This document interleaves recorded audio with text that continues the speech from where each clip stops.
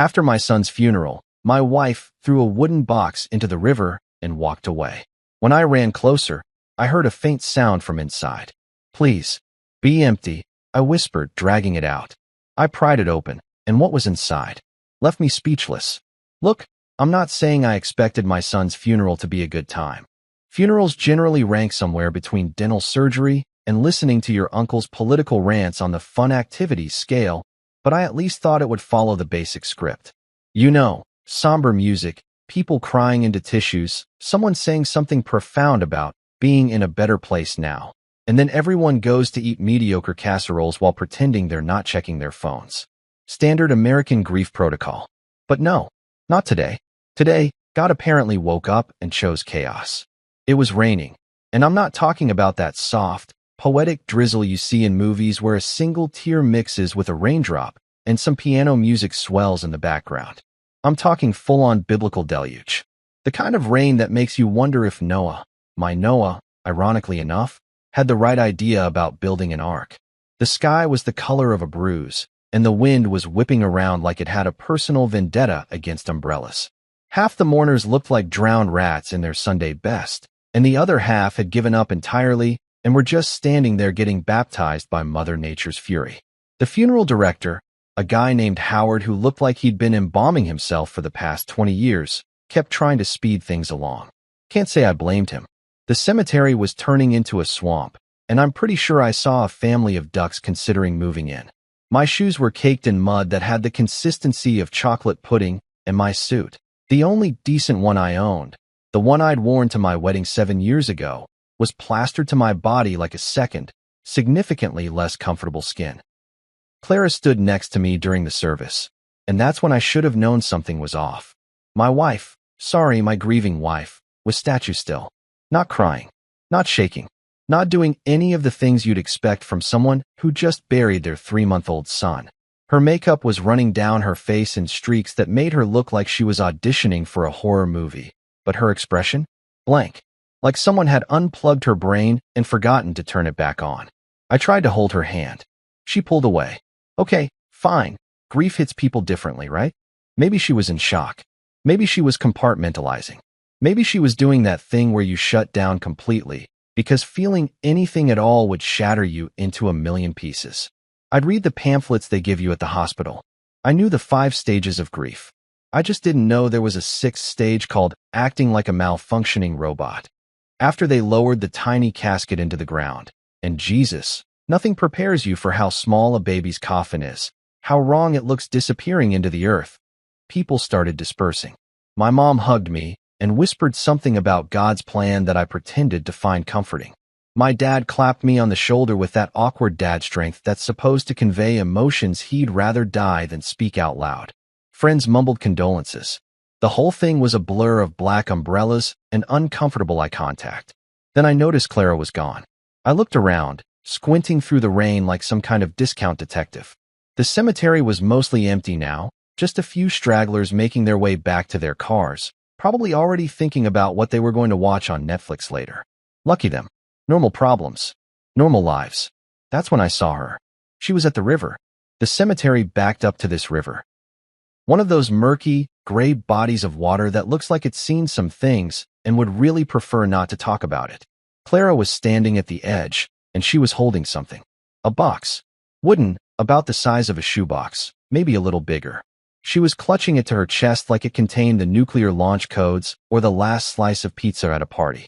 My first thought, because I'm an optimist in the most pathetic way possible, was that maybe it was Noah's ashes. Maybe she'd had him cremated separately? Was that a thing people did? I didn't know. Grief brain makes you stupid. You start accepting explanations that make zero sense just because your mind is desperately trying to find a narrative that doesn't involve complete insanity. My second thought was that maybe it was letters.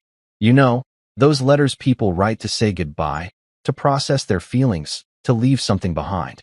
Clara was a writer. Well, she wanted to be. She had 3 unfinished novels on her laptop and a collection of journals that dated back to middle school. Maybe this was her way of letting go. My third thought, the one I didn't want to acknowledge, was that maybe I was married to someone I didn't actually know at all. And then she threw it.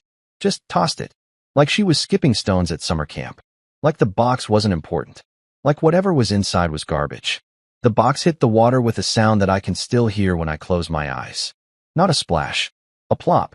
Heavy. Final. Wrong. For about 3 seconds, I stood there like an idiot, my brain trying to catch up with what my eyes had just witnessed. Then instinct kicked in, or panic, or insanity, or whatever you want to call the thing that makes you move when everything else tells you to freeze, and I was running. "Clara!" I shouted, but my voice got eaten by the rain and the wind, and probably by the sheer absurdity of the situation. She turned around. Calm. That's what got me. She was calm. Her face had this serene expression, like she'd just finished a yoga class or finally cleaned out the garage, like she hadn't just thrown a mysterious box into a river at our son's funeral. I didn't stop running. My dress shoes hit the muddy riverbank and immediately lost all traction. I went down hard, catching myself on my hands, feeling something in my wrist go pop in a way that suggested future medical bills. Didn't care. Got back up. Kept going. "Please," I muttered, "half to God, half to the universe, half to whatever deity handles absolute nightmare scenarios. Please be empty. Please be rocks. Please be anything except what I think it is." The water was cold. Shockingly cold. The kind of cold that makes you question every life choice that led you to this moment. I waded in up to my waist, the current pulling at my legs, trying to drag me downstream like it wanted in on whatever cosmic joke was unfolding. The box was floating, barely, about 10 feet out. I lunged for it, got my fingers on the edge, and pulled it toward me like I was saving a drowning victim. Which, as it turned out, I was. I dragged the box to shore, my teeth chattering so hard I thought they might shatter. My fingers were numb. My wrist was screaming. My brain was somewhere between denial and a complete mental breakdown. I fumbled with the box, trying to find a latch, a lock, anything. It was sealed shut, but not well, just a simple metal clasp that looked like it came from a craft store. I used my car key, jammed it under the clasp, and pried up with the kind of desperate strength you only get when adrenaline and terror are having a party in your bloodstream. The clasp popped, the lid opened, and the whole world stopped. Inside, wrapped in a white cloth that looked like it had been torn from a sheet, was a baby. Not a doll, not a memory. A baby. A real, actual, living baby. Our baby. Breathing. Faintly. His tiny chest moving up and down in a rhythm that was the most beautiful and most horrifying thing I'd ever seen. I forgot how to speak. Forgot English. Forgot my own name. My hands were shaking so badly, I almost dropped the box. I pulled the cloth back, and there he was, Noah's face, Noah's tiny fingers, Noah's everything. But not dead. Not gone. Here. Present. Alive. "You don't understand," Clara said from behind me. I turned. She was standing there, umbrella perfectly still above her head, rainwater running off the sides like she was in her own personal snow globe of crazy. Her voice was level, measured, like she was explaining why she'd bought the wrong brand of cereal. My mouth opened, closed, opened again. Finally, words came out, though they sounded like they were coming from someone else. Someone who wasn't currently holding their supposedly dead son while standing waist-deep in a river during a thunderstorm. "Oh, trust me," I gasped, pulling the baby, my son, my living son, against my chest. I'd love to stop understanding this right now. So there I was, standing in a river, holding my supposedly dead son who was very much not dead, staring at my wife like she'd just sprouted a second head. And not even a nice second head. Like one of those evil twin heads you see in horror movies that speaks Latin backwards and knows where you hide your embarrassing browser history. Clara stood on the riverbank with her umbrella held at a perfect 45-degree angle, like she was posing for the world's most disturbing catalog photo shoot. "You don't understand," she repeated, and I swear to God, her tone was the same one she used when explaining why she'd rearranged the kitchen cabinets without telling me. Calm, rational, utterly detached from reality. "You're right," I said, my voice coming out somewhere between a laugh and a scream. "I definitely don't understand why my wife just threw our living baby into a river. That's a gap in my comprehension I'm totally okay with keeping." She took a step closer to the water's edge, and I instinctively stepped back, clutching the baby tighter against my soaked chest. The white cloth was getting wet, and I could feel his tiny body shivering. Or maybe I was shivering. Probably both. It was a real group shiver situation. "The timing was wrong," Clara said, And I kid you not. She said it like she was talking about a dentist appointment. We discussed this, Mason. Before he was born, we talked about the financial situation, the career opportunities, the what? I interrupted, my brain trying to process words that made individual sense, but collectively sounded like word salad prepared by a psychopath. We talked about having a baby. Past tense. Had. We had a baby. This baby. This living, breathing baby that you just. I couldn't even finish the sentence. The English language didn't have adequate words for what had just happened. We can fix this, she continued, and those 4 words hit me like a freight train made of pure insanity. We're still young. We can try again in a few years when we're more established. When the timing is right. Fix this. Fix this. Like he was a typo in a Word document. Like she'd accidentally ordered the wrong color throw pillows from Pottery Barn. Like our son. Our 3-month-old son who I'd been getting up with at 2 a.m. every night. Who'd just learned to smile. Who had this little dimple on his left cheek that was a carbon copy of mine. Was a scheduling error that needed correction. That's when I knew. Like, really knew. This wasn't grief. Grief makes you cry. Grief makes you scream. Grief makes you want to burn the world down or sleep for 1,000 years or both. Grief is messy and ugly and human. This was something else entirely. This was calculation. This was planning. This was someone who'd looked at our son and decided he was inconvenient. He's not a typo, Clara, I said, and my voice was shaking so hard the words barely came out. He's not a mistake you can just erase and pretend never happened. She tilted her head, studying me like I was the one being unreasonable. You're being emotional, she said. You're not thinking clearly. You threw our baby in a river. The words exploded out of me, loud enough that a couple of crows took off from a nearby tree, probably tweeting about the insane humans to their crow friends. I'm sorry if that makes me a little emotional. I'm sorry if watching my wife commit attempted murder is affecting my ability to think clearly. For the first time, something flickered across her face. Not remorse. Not horror. Something closer to annoyance, like I was making a scene at a nice restaurant. Don't be dramatic, she said. I knew you'd find him. I knew you'd. Are you insane? I was backing up now, moving toward the shore, toward my car, toward literally anywhere that wasn't near her. The baby, Noah, Liam, I didn't even know what to call him anymore, made a small sound against my chest, and I felt his tiny hand curl against my soaked shirt. You knew I'd. What, go fishing for our son? This was a test? A trust exercise? It was a solution, she said, and there was something in her eyes that made my blood run colder than the river water. You never listen to me, Mason. You never hear what I'm saying. I told you I wasn't ready. I told you I needed more time. But you were so excited, so sure that we could make it work, and she paused, and for a second I thought maybe she was going to snap back to reality. I needed you to understand. Understand. Right. Because nothing says, please understand my feelings, quite like infanticide. I made it to the shore, my legs shaking so hard I almost fell twice. My car was in the parking lot, maybe 50 yards away.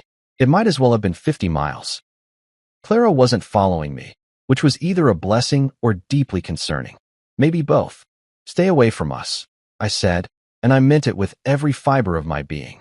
I'm taking him to the hospital, and then I don't know what I'm doing, but it doesn't involve you. Mason, wait. She took a step forward, reaching out. No. I was moving now, jogging, my wet shoes squelching with every step. No waiting.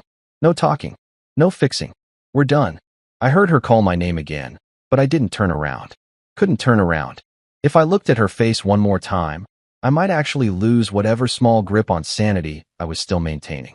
The car was a 2015 Honda Civic that had seen better days, better years, really.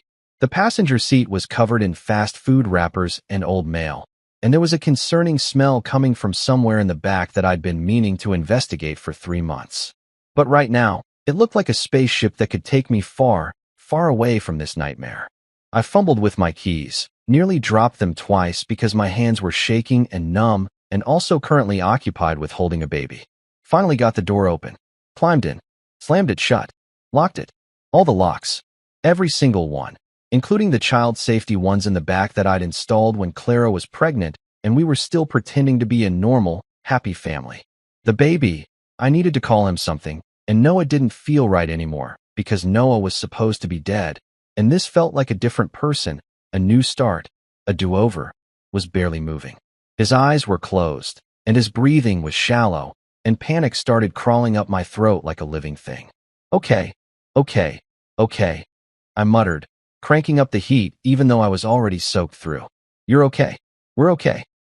We're going to the hospital, and they're going to fix you up, and then we're going to figure out what the hell just happened, and then maybe I'm going to check myself into a psych ward because I think I'm having a mental breakdown. The baby didn't respond, which was fair because he was 3 months old and also possibly hypothermic. I started the car, threw it in reverse, and immediately almost backed into a headstone because my depth perception was apparently on vacation along with my sanity. Fixed it. Shifted to drive. Peeled out of the cemetery parking lot like I was auditioning for Fast and Furious. Grief drift. Through the rearview mirror, I saw Clara standing in the parking lot, umbrella still perfect, watching me leave. She didn't run after the car, didn't scream, didn't do anything except stand there like a mannequin who'd taken a wrong turn out of a department store window. The hospital was 10 minutes away. I made it in 6, running 2 red lights and definitely exceeding the speed limit in a school zone. But I figured if a cop pulled me over, I could just gesture to the soaking wet baby on my chest, and they'd probably give me an escort instead of a ticket. The ER entrance was lit up like a sad Christmas display, all fluorescent brightness that made everything look worse than it actually was. I parked in a loading zone because I was way past caring about parking regulations, grabbed the baby, still wrapped in the wet white cloth like the world's most depressing burrito, and ran inside. The automatic doors opened with a cheerful ding that felt wildly inappropriate. I need help, I shouted, and every head in the waiting room turned to look at me. I must have looked like absolute hell, soaked suit, muddy shoes, wild eyes, holding a baby wrapped in what was essentially a wet bedsheet. My son. I found him in the river, and he's not. He needs. A nurse appeared, thank God. She was maybe 50, with gray hair pulled back in a no-nonsense bun, and an expression that suggested she'd seen everything and was no longer impressed by anything. She took one look at me, one look at the baby, and snapped into action. Room 3. She barked at someone behind her. To me. Come with me. Now. I followed, stumbling over my own feet, trying to form coherent sentences. He's breathing, but barely, and he's cold. And my wife. She threw. I found him. Sir, I'm going to need you to calm down and give me the baby. I can't. I mean, yes, but I looked down at the tiny bundle in my arms, at the little face that was way too pale, and something in my chest cracked clean open. Please help him. That's what I'm here for, she said, and there was something in her voice. Not quite kindness, but not quite clinical detachment either. Professional compassion. Let go, Dad. We've got him. I handed him over, and it felt like cutting off my own arm. The nurse disappeared through a set of double doors, and I was left standing in the hallway, dripping river water onto the linoleum, shaking like a leaf in a hurricane, officially and completely alone. The waiting room chair was designed by someone who either hated humanity or had never actually sat in a chair before. Maybe both. It was one of those molded plastic numbers that looked like it came from a factory that specialized in making medieval torture devices but wanted to rebrand for the modern age. The armrests were positioned at exactly the wrong height to be comfortable, and the seat had a slight angle that made you feel like you were perpetually sliding toward the floor.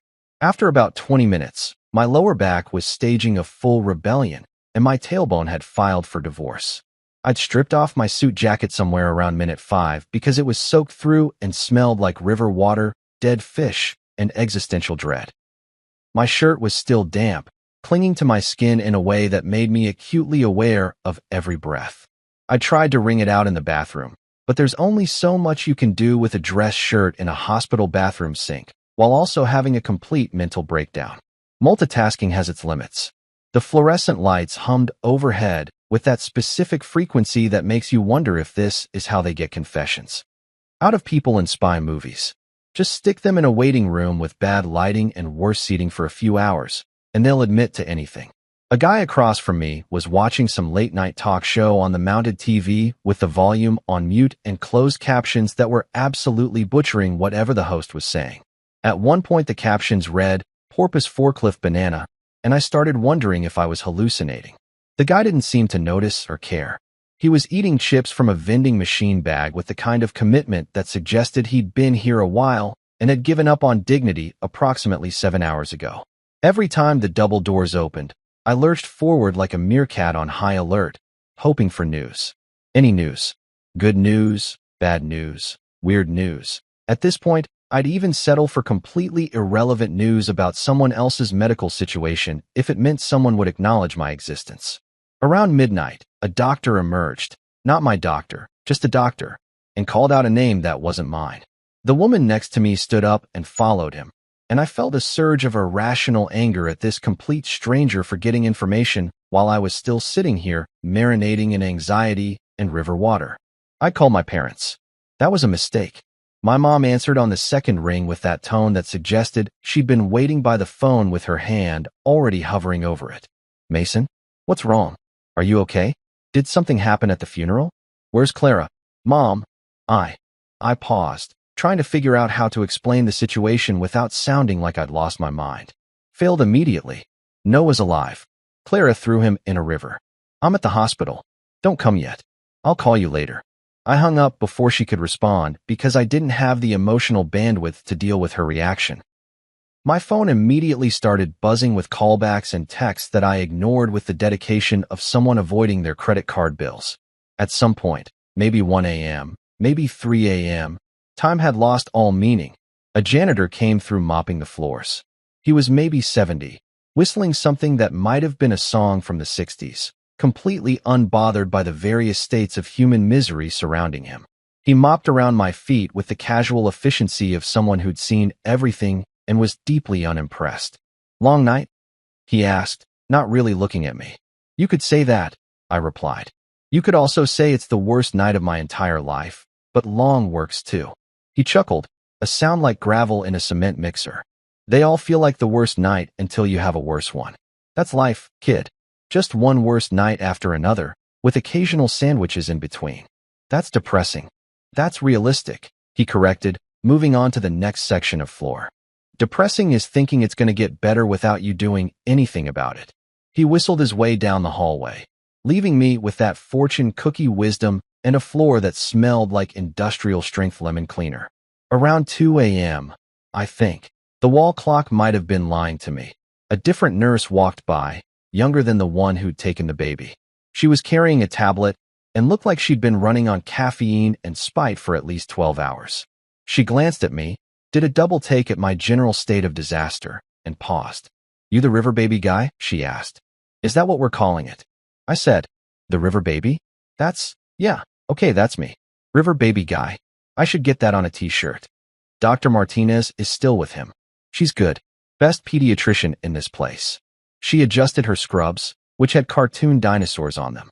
One of the dinosaurs was wearing sunglasses. It felt important to notice these details because my brain was latching onto anything that wasn't crushing anxiety. You look like death, by the way. Thanks. I'm going for that pulled a baby out of a river and lost my mind aesthetic. Really niche, hard to pull off. She snorted. There's coffee in the family lounge. Third door on the left. It tastes like battery acid, but it's hot. And it's free. Sold, I said. The family lounge was exactly as depressing as you'd imagine. Floral wallpaper from 1987, a couch that had definitely witnessed some tragic news, and a coffee maker that looked like it had survived at least 2 wars.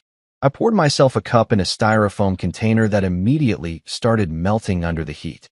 The coffee was black, thick, and tasted like someone had burned the concept of joy and then liquefied it. I drank it anyway. There were pamphlets everywhere. Coping with loss. Understanding grief. When a loved one is sick. I picked one up, stared at the generic stock photo of a sad woman looking out a window, and put it back down. None of them had titles like, What to Do When Your Wife Tries to Murder Your Child, or So Your Whole Reality Just Collapsed. A guide. I sat on the terrible couch and pulled out my phone. Against my better judgment, I opened my text messages. 17 from my mom. 9 from my dad. 3 from my sister who I hadn't talked to in 6 months, but apparently word travels fast in family crisis situations. And 1 from Clara. Just 1. We need to talk. I stared at those 4 words for a solid minute. We need to talk. Like we were breaking up. Like this was a relationship issue that could be solved over coffee and couples therapy. like she hadn't just committed what was probably several felonies and definitely a lifetime ban from the Good Parent Club. I typed out at least 15 responses and deleted them all. Finally settled on no.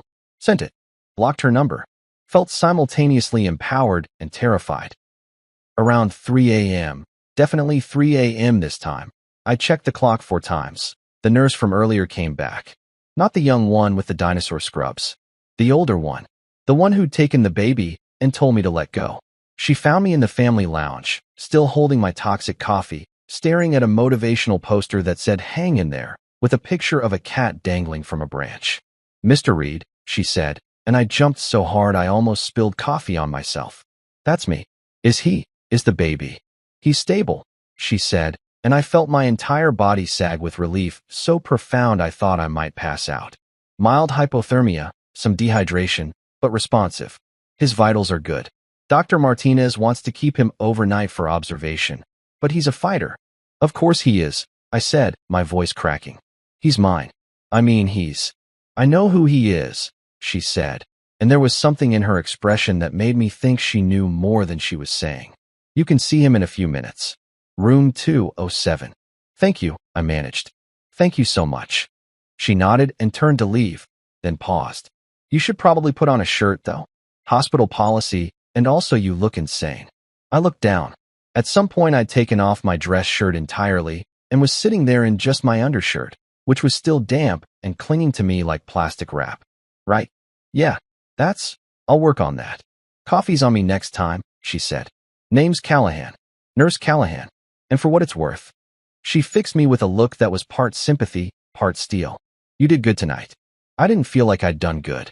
I felt like I'd barely survived. But I nodded anyway, because what else do you say to someone who just told you your son is alive? She walked away, and I sat there for another minute, finishing my terrible coffee, trying to remember how to breathe normally, trying to process that my son, my alive son, was in room 207, that I got to see him, that he was okay. I named him Liam right there in that terrible family lounge. Liam Reed.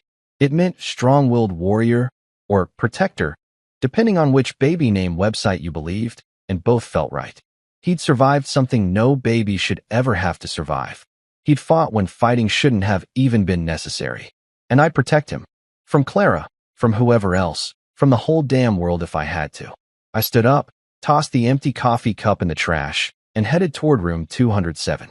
My shirt was still damp, my hair was probably sticking up in 17 directions, and I was pretty sure I looked like an extra from a zombie movie. But I was about to see my son, and suddenly nothing else mattered. At 3 a.m. in a hospital hallway, smelling like river water and bad decisions, I realized I was done being the quiet husband who avoided conflict.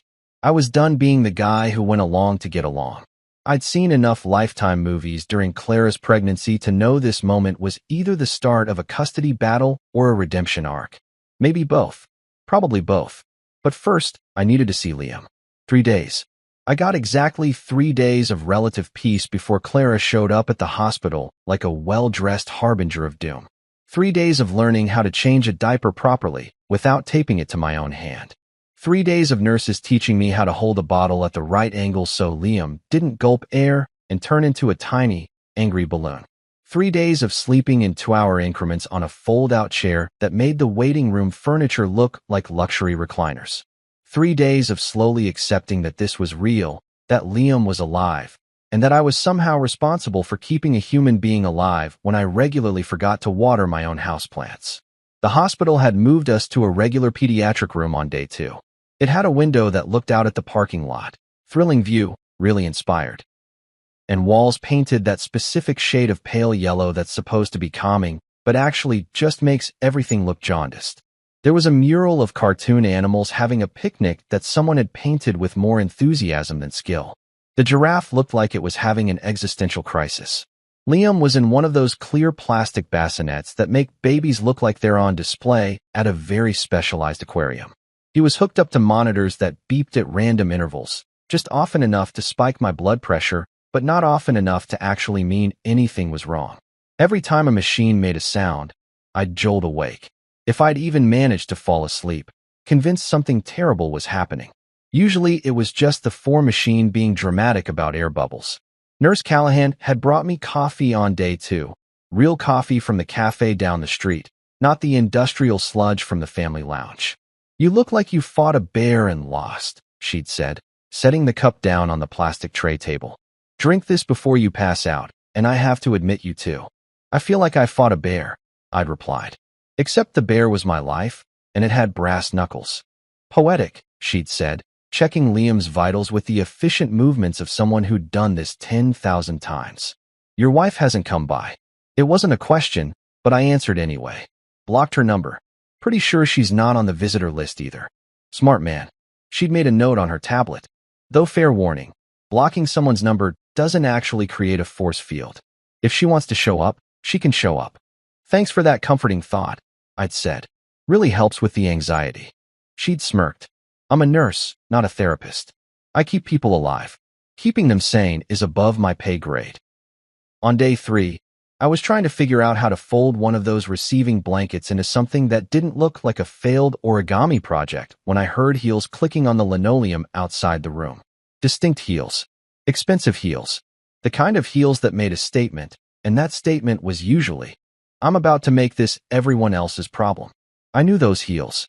The door opened, and there she was, Clara, looking like she'd just stepped out of a magazine spread about elegant women dealing with minor inconveniences. She was wearing a black wrap dress that probably cost more than my car payment. Her hair was styled in those effortless waves that actually require an hour and 17 hair products, and her makeup was flawless. Not a trace of the mascara-streaked disaster from the funeral. She'd upgraded from grieving widow to corporate villain. Mason, she said, like we were running into each other at a coffee shop. Casual, pleasant, utterly disconnected from reality. I stood up so fast I almost knocked over the chair. How did you? Who let you? I looked around for a nurse, a security guard, a convenient escape route, anything. Visiting hours are open to family, she said, closing the door behind her. The click of the latch sounded like a judge's gavel. I'm still his mother. Legally questionable, I said, positioning myself between her and the bassinet. Every muscle in my body was tense, ready to what? Fight her? Run? Both seemed equally likely. Morally, definitely not. She sighed, like I was being difficult about something trivial, like choosing a restaurant or picking a paint color. You've had your moment, she said, walking closer. I stepped back, keeping the distance constant. We did an awkward dance around the hospital room, me backing up, her advancing, like the world's worst waltz. You made your point. You were upset. I understand. But this has gone on long enough. Give him back. My brain short-circuited. Just completely blue-screened. Give him. I couldn't even complete the sentence. The audacity was so staggering it had physically knocked the words out of my mouth. Back? What is he? An Amazon return. Did you keep the receipt? Are you going to claim he didn't match the description? Don't be childish, she said, and her tone was the same one she'd used when I'd eaten the last yogurt she'd been saving. Annoyed. Put upon. We need to discuss this like adults. Adults, I repeated. Right. Adults. You know what adults don't do, Clara? They don't throw babies in rivers. That's actually pretty high on the list of things adults don't do, right up there with arson and wearing Crocs to a wedding. Her jaw tightened. First crack in the perfect facade. I was going through something, she said. The grief, the pressure, everything. I wasn't thinking clearly. You know I would never actually hurt him. But you did, I said, and my voice came out quieter than I expected. Steadier. You did hurt him. You threw him in a river. He had hypothermia. He could have died. He almost did die. That's not thinking clearly. I don't even know what that is. But it's not something I can just forgive because you showed up wearing a nice dress and using your therapy voice. She took a step closer. I held my ground this time. Mason, please. Be reasonable. What are you going to do? Keep him here forever. You don't even have a job right now. You're living off savings from the business I built.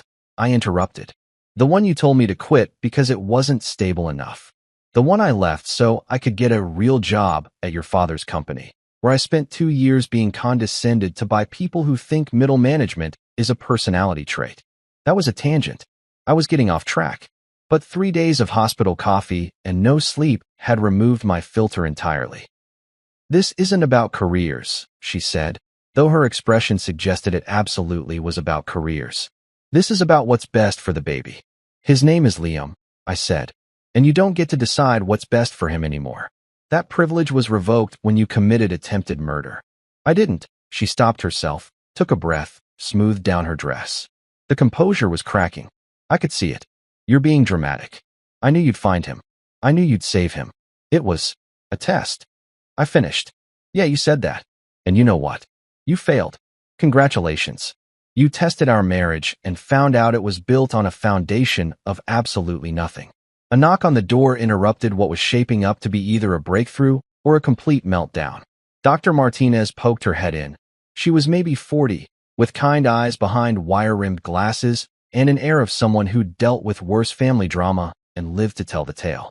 "Everything okay in here?" she asked, though her tone suggested she knew everything was definitely not okay and was prepared to intervene with medical authority if necessary.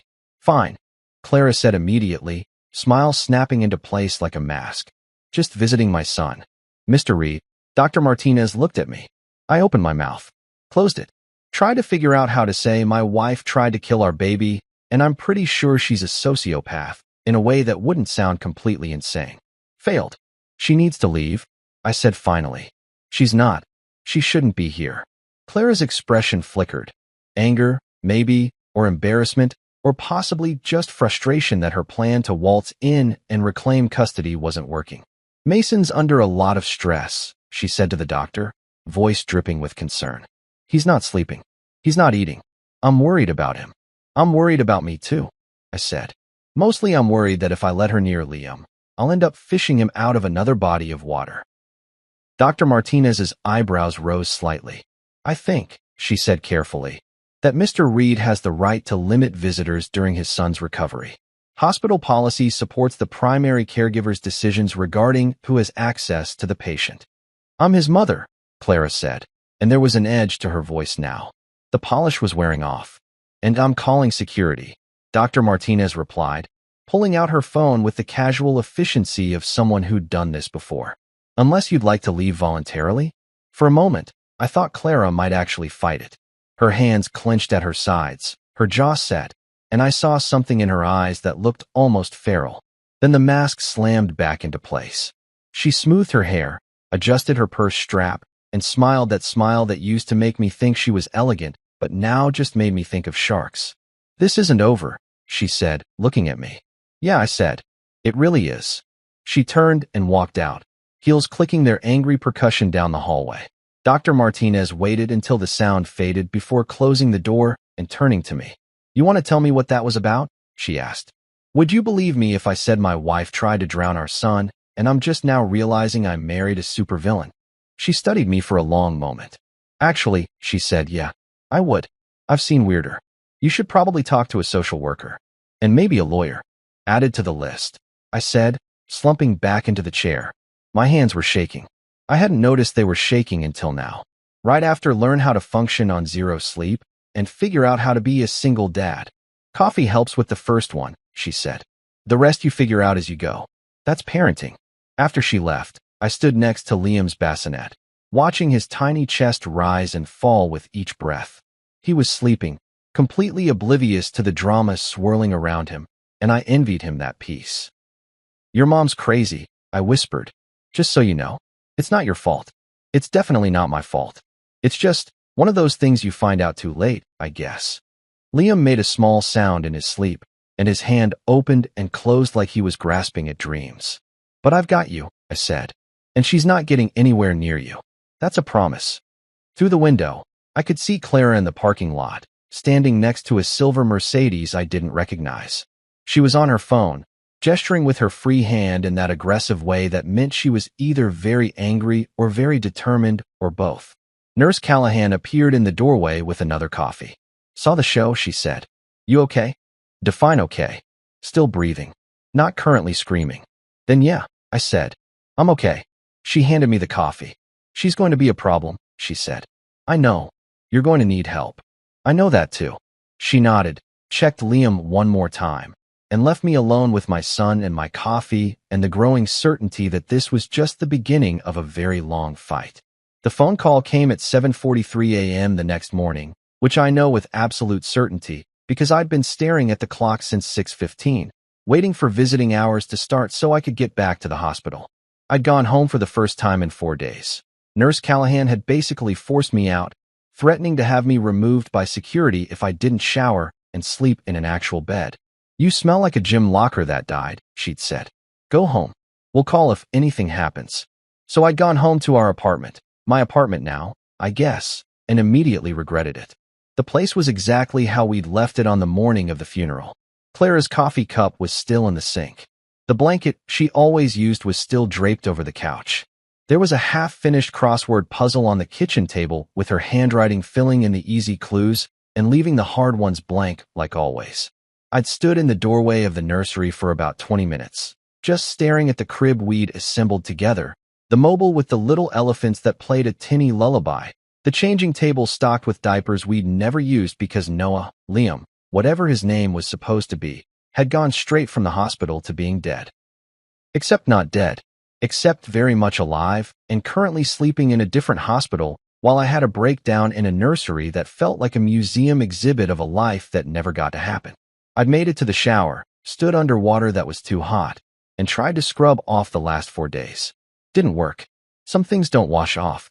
Then I'd collapsed into bed, our bed, my bed, and managed maybe 3 hours of sleep that consisted mainly of nightmares about rivers and wooden boxes and Clara's eerily calm face, saying, "We can fix this," over and over like a broken record player in hell. So when my phone rang at 7:43 a.m., I was already awake, already dressed, already halfway out the door with a travel mug of coffee that tasted like desperation and freeze-dried optimism. Unknown number. I almost didn't answer, but something made me pick up. Probably the same instinct that makes you check a weird noise in a horror movie, even though you know it's going to be the killer. Mason Reed. The voice was male, smooth as butter on a hot skillet, with that specific cadence that screamed expensive law degree and even more expensive suit. "Who's asking?" I said, fumbling with my keys. "My name is Richard Vance. I'm an attorney representing Clara Reed. I'm calling to discuss arrangements regarding your son." I dropped my keys. They hit the apartment floor with a jangle that sounded like tiny alarm bells. "You've got to be kidding me. I assure you, Mr. Reed, this is a very serious matter. Mrs. Reed is deeply concerned about the welfare of the child and believes that—" "Stop," I said, picking up my keys with shaking hands. "Just stop talking. Clara threw our baby in a river. Did she mention that part? Did that come up in your consultation? Or did she skip over the attempted murder portion of her maternal resume?" There was a pause. A calculated pause. The kind of pause lawyers practice in front of mirrors. "Mrs. Reed has explained the circumstances surrounding the incident at the cemetery. She was experiencing severe postpartum depression and psychosis. She wasn't in her right mind. Surely you can understand that mental health." "Mental health," I interrupted, "doesn't give you a free pass to drown your kid. That's not how that works. That's not how any of this works. Mr. Reed, I understand you're upset." Upset? I was laughing now. Hysterical laughter. The kind that sounds like crying's weird cousin. Upset is what I am when someone cuts me off in traffic. I don't even have a word for what this is. Horrified? Traumatized? Actively planning to never let that woman within 50 feet of my son for the rest of natural history. "Mrs. Reed just wants what's best for the child," Vance said, and his tone had shifted slightly. Less smooth, more rehearsed, like he was reading from a script. "She's willing to discuss custody arrangements, co-parenting schedules, anything that would allow her to be part of her son's life." "Define best," I said, echoing my words from the river. "Because she threw best into the Clearwater River wrapped in a sheet. I'm pretty sure her judgment on what constitutes best is permanently disqualified. Mr. Reed, if we can't reach an amicable agreement, Mrs. Reed is prepared to pursue this matter through the courts. I'm calling as a courtesy to see if we can avoid what would be a very public, very messy legal battle." Oh, there it was. The threat wrapped in politeness. The velvet glove with brass knuckles underneath. "You know what?" I said, unlocking my car door. "Let's do it. Let's have the messy legal battle. Let's get it all out in the open. I've got a dashcam video of her throwing a baby in a river. What's she got? Designer heels and a good cry face." Another pause. This one felt different. Less calculated, more concerned. "You have video evidence?" "Crystal clear 1080p, I said, starting the car. "Even caught the audio." Want me to send you the clip? You can use it in your promotional materials. Vance Law, defending the indefensible since whenever you pass the bar. That won't be necessary, he said quickly. Too quickly. I'll discuss this with my client and be in touch. He hung up. I sat in my car for a solid minute, gripping the steering wheel, feeling my heart trying to escape through my ribcage. Then I called the only person I knew who might actually be able to help. Leo Diaz, my best friend since college, currently working as a private investigator after a spectacularly failed attempt at law school and an even more spectacular success at being nosy for money. Leo was the kind of guy who'd helped me move 3 times, testified as a character witness when I'd been accused of keying my old boss's car. I hadn't, but someone had, and my boss was convinced it was me, and once talked me out of getting a tattoo of a dragon playing guitar after 6 beers at a dive bar. He answered on the first ring. Please tell me you're calling because you need help hiding a body. Not yet, I said. But the day is young. Clara hired a lawyer. Of course she did. Evil never rests. It just files paperwork. What did he say? I gave him the recap while driving to the hospital, running through yellows that were definitely closer to red, taking turns like I was training for NASCAR. Leo listened without interrupting. One of his few genuinely good qualities, and when I finished, he was quiet for a moment. You mentioned video evidence, he said finally. Dashcam. I sent you the clip the day after it happened, remember? You said I married a Bond villain. Right. Okay, good. That's leverage. But Mason, listen to me. You need your own lawyer. Like, yesterday. You need someone who specializes in family law, custody battles, all that fun stuff.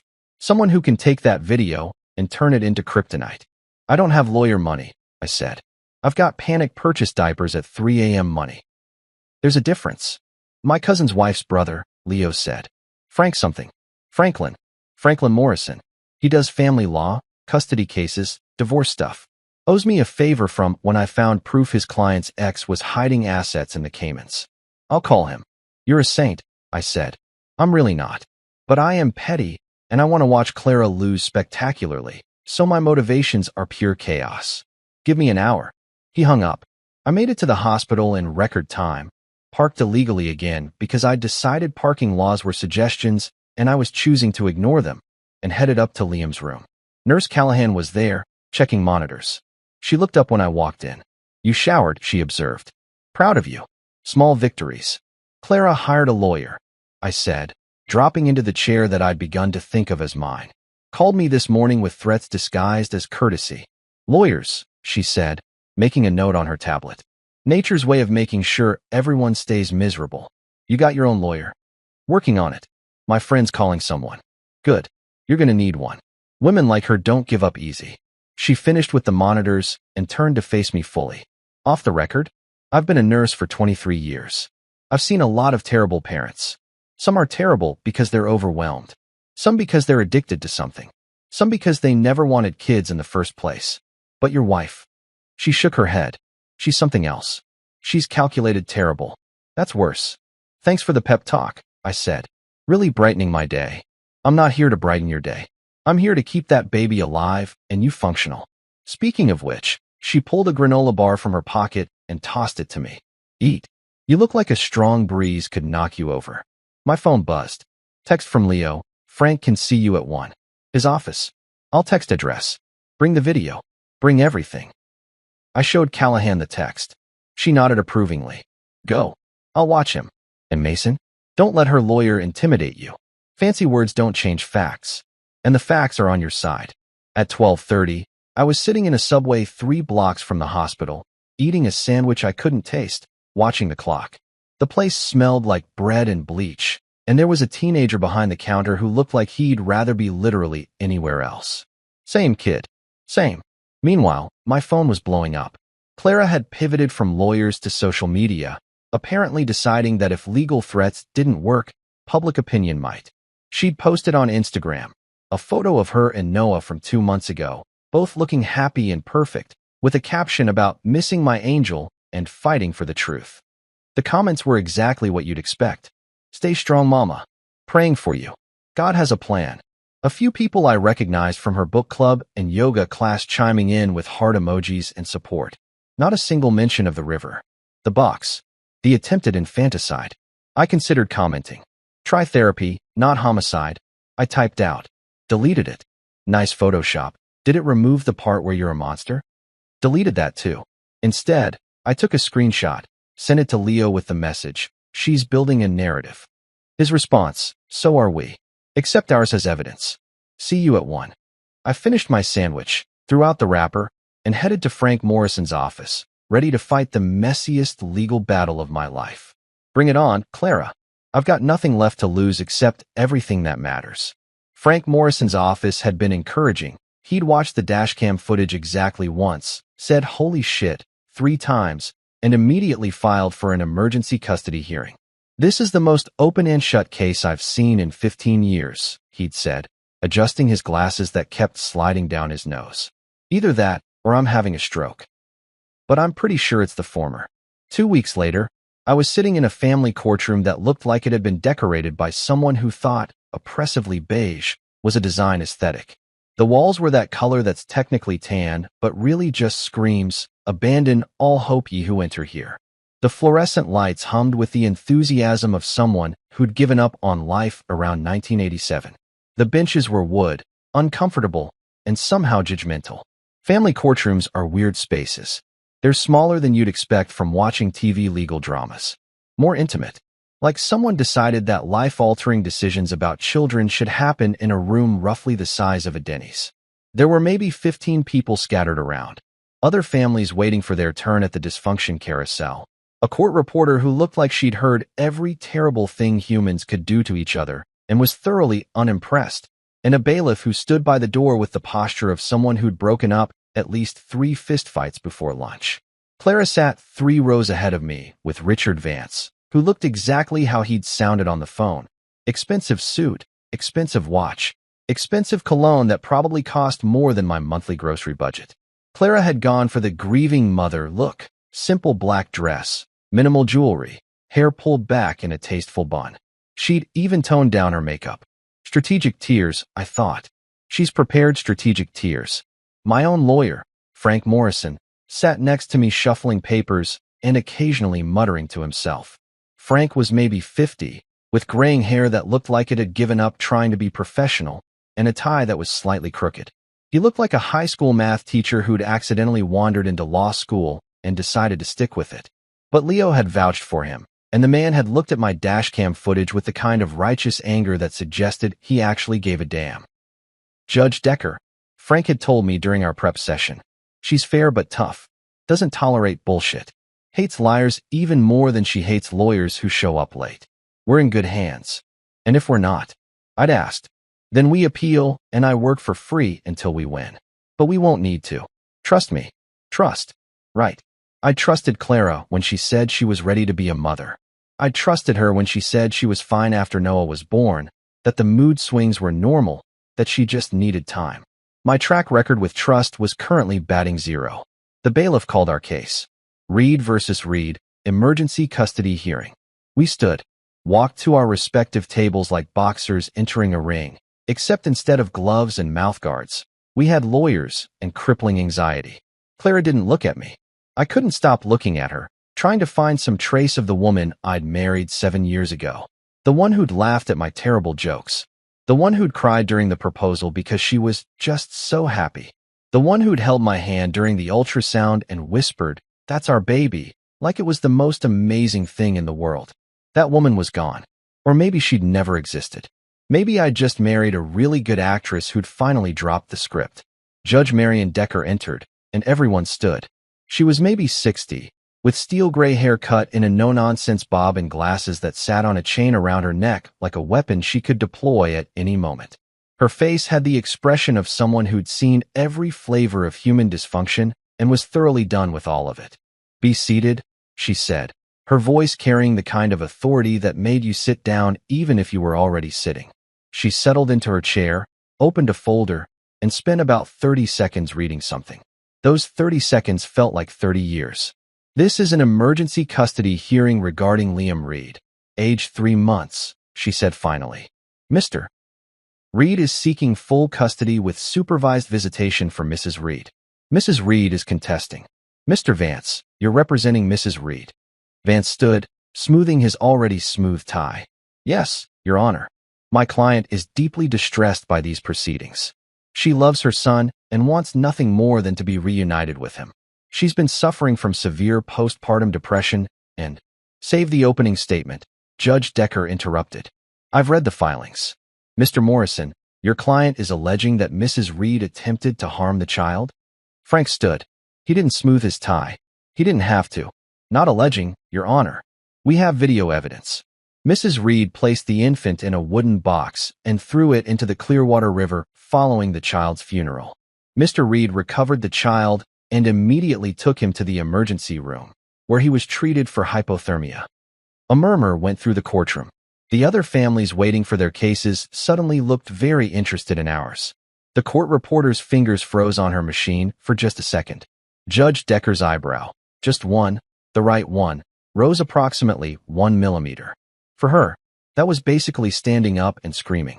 Video evidence. Yes, Your Honor. Dashcam footage from Mr. Reed's vehicle. We have it on a flash drive, ready to present. Let's see it. Frank walked to the judge's bench, handed her the flash drive. A bailiff set up a small monitor. This courtroom was apparently fancy enough for audiovisual equipment, though the TV looked like it had survived the Clinton administration. The room went quiet. That specific kind of quiet where everyone's breathing sounds loud. The video started. There was my car, parked at the cemetery. You could see the rain, the blurry shapes of mourners in the background. Then Clara, walking into frame, holding the box, standing at the river's edge. The audio picked up the rain, the distant thunder, and, if you listen closely, my voice yelling Clara. Then she threw it. The splash was clearly audible.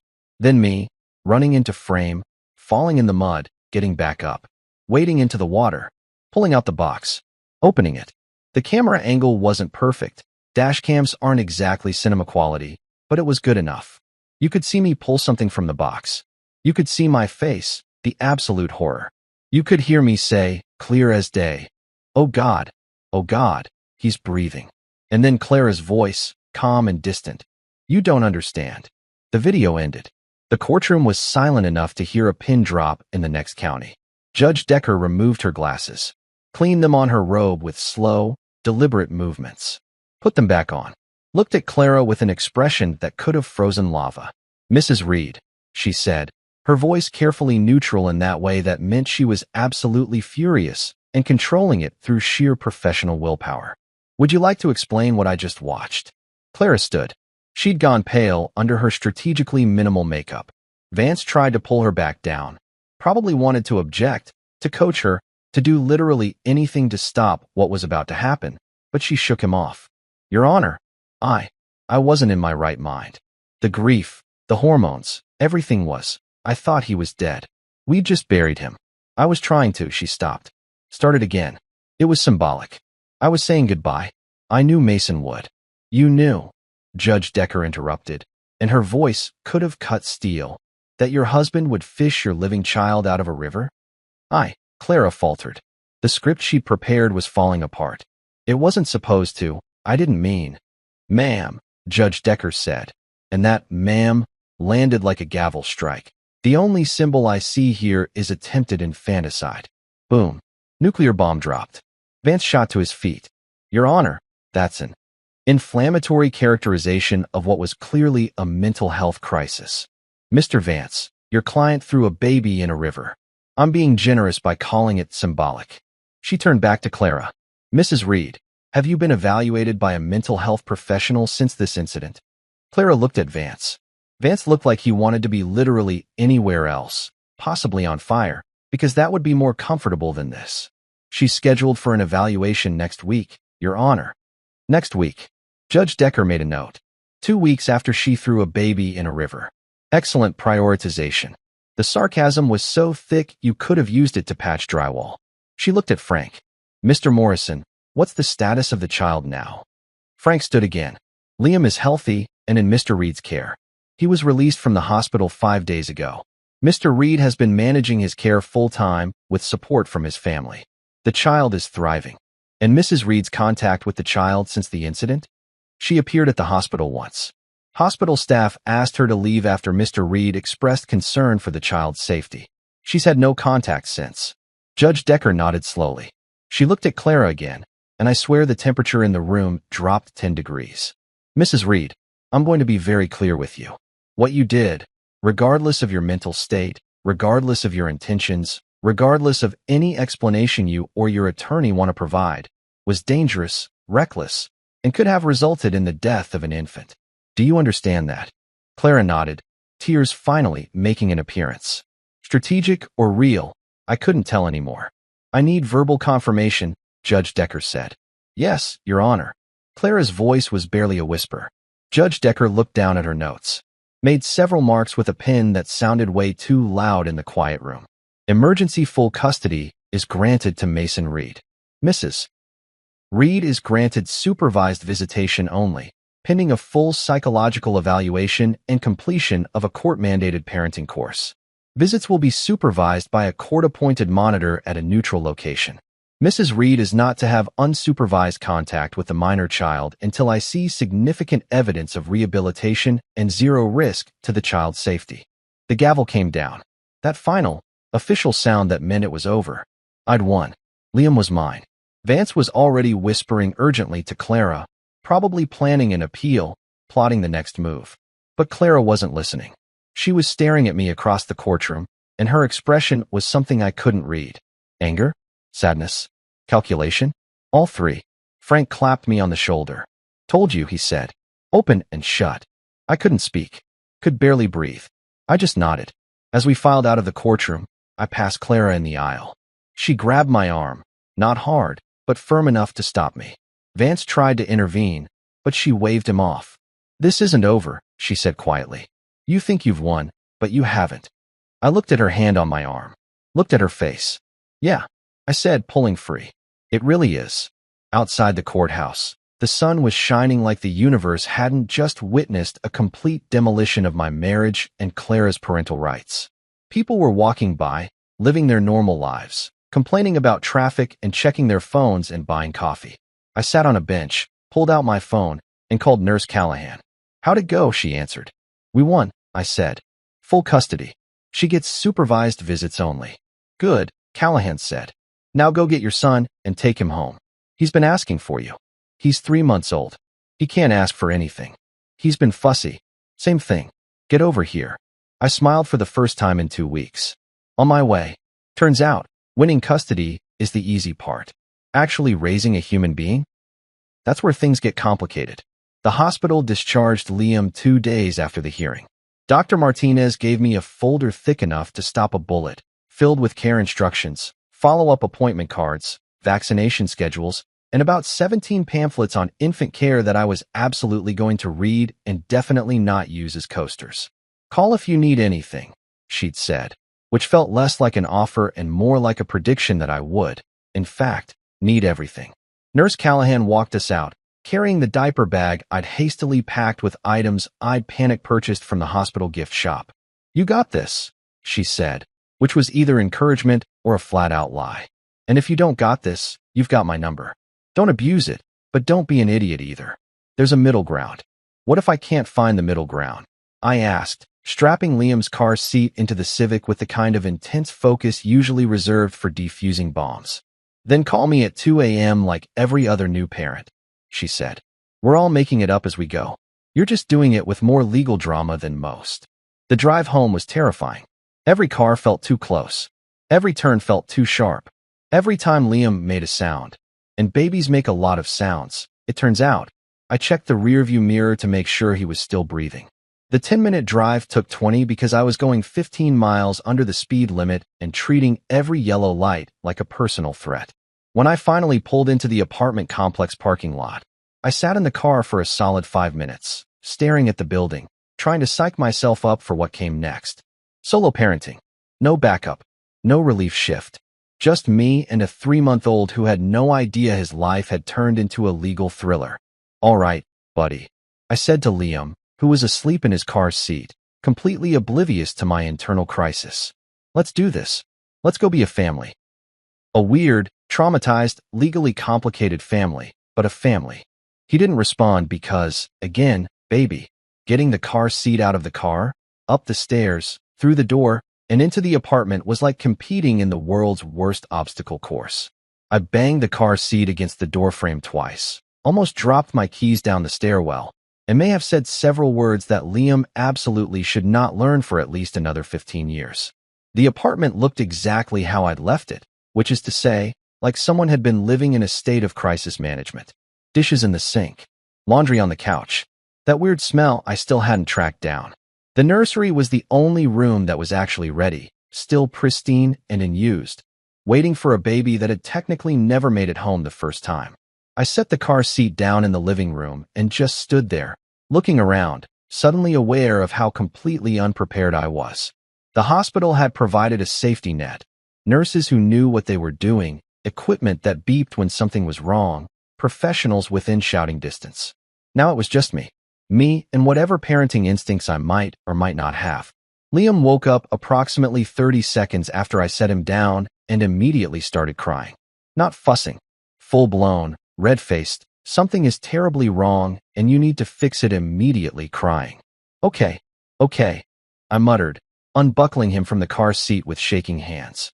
Diaper? Hungry? Mad at me? All of the above. I checked his diaper. Dry? Progress, I guess. Then I realized I had no idea when he'd last eaten because the hospital had been keeping track and I'd been too stressed about the court hearing to write anything down. Great start, Mason. Father of the Year material right here. I made a bottle, 4 ounces, room temperature, just like the nurse had shown me approximately 8,000 times. Liam latched on and stopped crying immediately, which felt like a major victory until I realized this was literally the bare minimum of parenting. Keep baby fed. Revolutionary stuff. While he ate, I looked around the apartment with fresh eyes. Baby-proofing was going to be necessary eventually, but right now the bigger issue was the general state of chaos. Clara had always been the organized one. She had systems, color-coded calendars, labeled bins, a place for everything and everything in its place. I had a junk drawer that had achieved sentience and was probably planning a coup. My phone buzzed. Text from my mom. How's my grandson? Send pictures. Your father wants to come visit. I'm making lasagna. Of course she was making lasagna. That was mom's solution to every crisis. Someone died. Lasagna. Someone got divorced. Lasagna. Someone's wife tried to murder their baby, and now they're a single dad. Lasagna. Extra cheese. I sent back a selfie of me and Liam, both of us looking equally exhausted. Within seconds, my phone rang. Mason. Mom's voice was that specific combination of joy and worry that only mothers can achieve. He's beautiful. He looks just like you did as a baby. How are you managing? Are you eating? Sleeping? Do you need me to come over? I'm fine, Mom, I lied. We're figuring it out. Your father and I can be there in 40 minutes. I'll bring the lasagna. And some groceries. When's the last time you went shopping? Actually, don't answer that. I already know it's been too long. Mom, really 40 minutes, she repeated. Lock your door until we get there. I don't trust that Clara won't show up. She hung up before I could protest, which was fine because she was probably right about the door locking thing, and about the groceries, and definitely about the lasagna. Liam finished his bottle and immediately spit up about half of it onto my shirt. My last clean shirt, naturally. Cool, I said, grabbing a burp cloth, which I'd learned was just a fancy name for a small towel that you drape over yourself to catch baby vomit. This is fine. This is totally normal. People do this every day. Millions of people. They survive. Some of them even seem happy about it. Liam burped, looked at me with those huge eyes that were starting to focus better, and made a sound that might have been contentment or might have been gas. Hard to tell with babies. I changed into an old college t-shirt that had holes in it, but was cleanish, then attempted to tidy up before my parents arrived.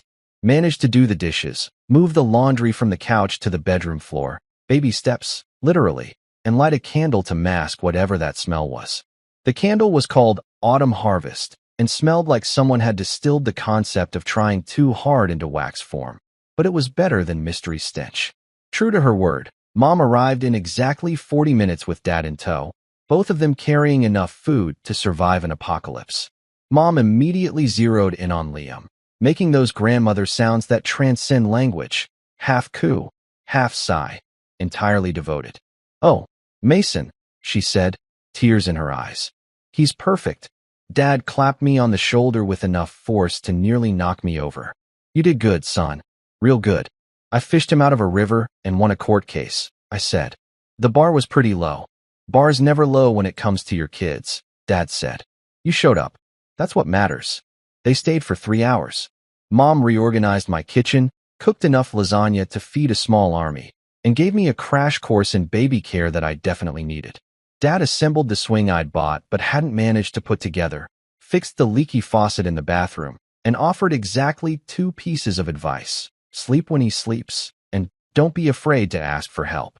When they finally left, the apartment felt different. Less like a disaster zone, more like a place where a person could actually raise a child. The nursery was set up. The kitchen was stocked. There was lasagna in the fridge for approximately the next 3 weeks. That night, around 2 a.m., Liam woke up screaming. I stumbled out of bed. I'd set up a bassinet in my room because the idea of him sleeping in another room felt impossible, and went through the checklist. Diaper, needed changing. Bottle, needed food. Comfort, needed holding. I changed him on the changing table in the nursery, the nightlight casting everything in soft blue. His little legs kicked while I wrestled with the diaper tabs, and I realized I was talking to him. So here's the deal, kid, I said, fastening the diaper with only moderate fumbling. Your mom's got issues. Big ones. Court-ordered therapy kind of issues. But you're gonna be okay, because I'm not going anywhere. And your grandparents are clearly insane about you. And Nurse Callahan gave me her number, which feels like having a superhero on speed dial. Liam watched me with those serious baby eyes, like he was actually listening. Probably not. Probably just tracking the sound of my voice. But it felt like connection. I picked him up, made a bottle, and settled into the rocking chair Clara had insisted we buy. She'd said it was an investment. At the time, I'd thought she meant for nursing, for bonding, for all those picture-perfect parent moments. Now I realized it was an investment in survival. A place to sit at 2 a.m. when you're so tired you can barely remember your own name, but your kid needs you anyway. Liam drank his bottle, eyes getting heavy, little hand curled around my finger. Outside, the neighborhood was quiet except for the occasional car passing by. Somewhere a dog barked. Normal life, continuing on, completely unaware that my world had exploded and rebuilt itself in the span of a week. We're gonna make it, I whispered. I don't know how, but we're gonna make it. He fell asleep before he finished the bottle. I burped him gently, carried him back to the bassinet, and laid him down with the kind of careful precision usually reserved for handling explosives. He stayed asleep. Small miracle. I collapsed back into bed, set my alarm for 2 hours from now because that's apparently how time works with infants, and stared at the ceiling. The neighbor upstairs was walking around. I could hear footsteps, and I wondered if they had any idea what was happening in the apartment below. Probably not. Probably they were just getting water or going to the bathroom or living their normal, uncomplicated lives. My phone buzzed on the nightstand. Text from an unknown number. Against my better judgment, I opened it. You can't keep him from me forever. He's my son too. Clara. She'd gotten a new number. Of course she had. I blocked it without responding, turned my phone face down, and closed my eyes. 2 hours until the next feeding. 2 hours to sleep. 2 hours of peace before the chaos started again. But for the first time since this nightmare began, I actually felt something like hope. Not happiness. Happiness felt too far away, too complicated. But hope? Hope was manageable. Hope was enough to keep going. In the bassinet next to my bed, Liam made small sleep sounds, completely oblivious to the drama swirling around him. And honestly, that was probably for the best. Tomorrow I'd deal with Clara's new number. Tomorrow I'd figure out daycare and work and all the logistics of single parenting. Tomorrow I'd tackle whatever fresh hell came my way. But tonight we'd survived. And sometimes survival is the best victory you can ask for. 6 weeks turned into a rhythm I never thought I'd find. Liam's 3 a.m. screaming became less apocalyptic crisis and more annoying but manageable. I learned to fold laundry one-handed while holding a baby. I discovered that cold pizza is a perfectly acceptable breakfast when you've been up since 4 a.m. I mastered the art of falling asleep sitting up, which is apparently a superpower all parents develop around week 3. The apartment transformed from disaster zone to functional chaos. I'd given up on keeping things perfect. Clara's color-coded organization system was dead and buried. But I'd achieved a new standard I called mostly safe and probably clean enough. The health inspector wasn't coming over, and Liam couldn't judge me yet, so it worked. Mom became a regular visitor, showing up every Tuesday with groceries and unsolicited advice. Dad fixed things I didn't know were broken. My sister Rachel finally called, 6 weeks late, but whatever, and sent a care package full of baby clothes with dinosaurs on them because apparently everyone in my family had agreed dinosaurs were my personality now. Liam's smile made every sleepless night worth it. When he learned to grab my beard hair and pull it like he was starting a lawnmower, I didn't even care that it hurt. This was progress. This was life. This was fatherhood in its purest, most exhausting form. Clara sent letters. Lots of letters. They arrived every few days, each one more desperate than the last. Apologies written in her perfect handwriting. Explanations about therapy and medication and how she was getting better. Promises that she'd changed, that she understood now, that she just wanted a chance to be his mother. I kept them in a drawer, unopened. Frank said to document everything but not respond. She's building a paper trail, he'd warned. Don't give her ammunition. Then one Tuesday, she showed up. Not at the apartment. She was smarter than that, or at least her lawyer was. She showed up at the playground near the grocery store where I'd taken Liam for some fresh air in a desperate attempt to feel like a normal human being. I saw her standing by the swings, watching us. Not approaching, not threatening, just standing there with her hands in her coat pockets, looking smaller than I remembered. Broken, almost. For a moment, just a moment, I felt something like pity. Then I remembered the river, the box, the way she'd said, "We can fix this," like our son was a typo. I packed up Liam, walked past her without a word, and drove home. She didn't follow, didn't call out, just stood there watching us leave, and honestly, that was almost worse than if she'd made a scene. That night, one of her letters was under my door. This time I opened it. "Thank you for saving him. I know I don't deserve forgiveness, but I'm trying. I'm really trying." See, I folded it carefully, put it with the others, and went to check on Liam. He was sleeping peacefully, completely unaware of the complicated mess his existence had created. "Your mom's getting help," I whispered. That's something. It wasn't forgiveness. But maybe, eventually, it could be closure. 3 months after the courthouse gavel came down, Judge Decker called us back for the follow-up hearing. Clara had completed her court-ordered therapy. The psychiatric evaluation came back with words like stable and no longer a danger and suitable for supervised visitation. Frank warned me this was coming. The system loves redemption arcs, he'd said, even when they're not earned. But something had shifted. Not forgiveness. I wasn't that evolved yet. But maybe acceptance. Clara was Liam's mother, whether I liked it or not. And Liam deserved the chance to know her, assuming she could keep her act together long enough to not traumatize him further. The supervised visits started at a family center downtown that smelled like disinfectant and desperation. A social worker named Patricia sat in the corner with a clipboard, taking notes while Clara held Liam awkwardly, like she was handling evidence instead of her own kid. He cried for the first 10 minutes straight until she figured out he needed a bottle, not a pep talk. I watched through a window that felt more like a one-way mirror in a cop show. Leo sat next to me, eating vending machine. "Pretzels. She looks terrified," he observed. "Good," I said. "She should be." By visit 3, Clara had figured out the basics. Bottle at the right angle. Burp cloth on the shoulder. The way Liam liked being bounced more than rocked. She even made him laugh once.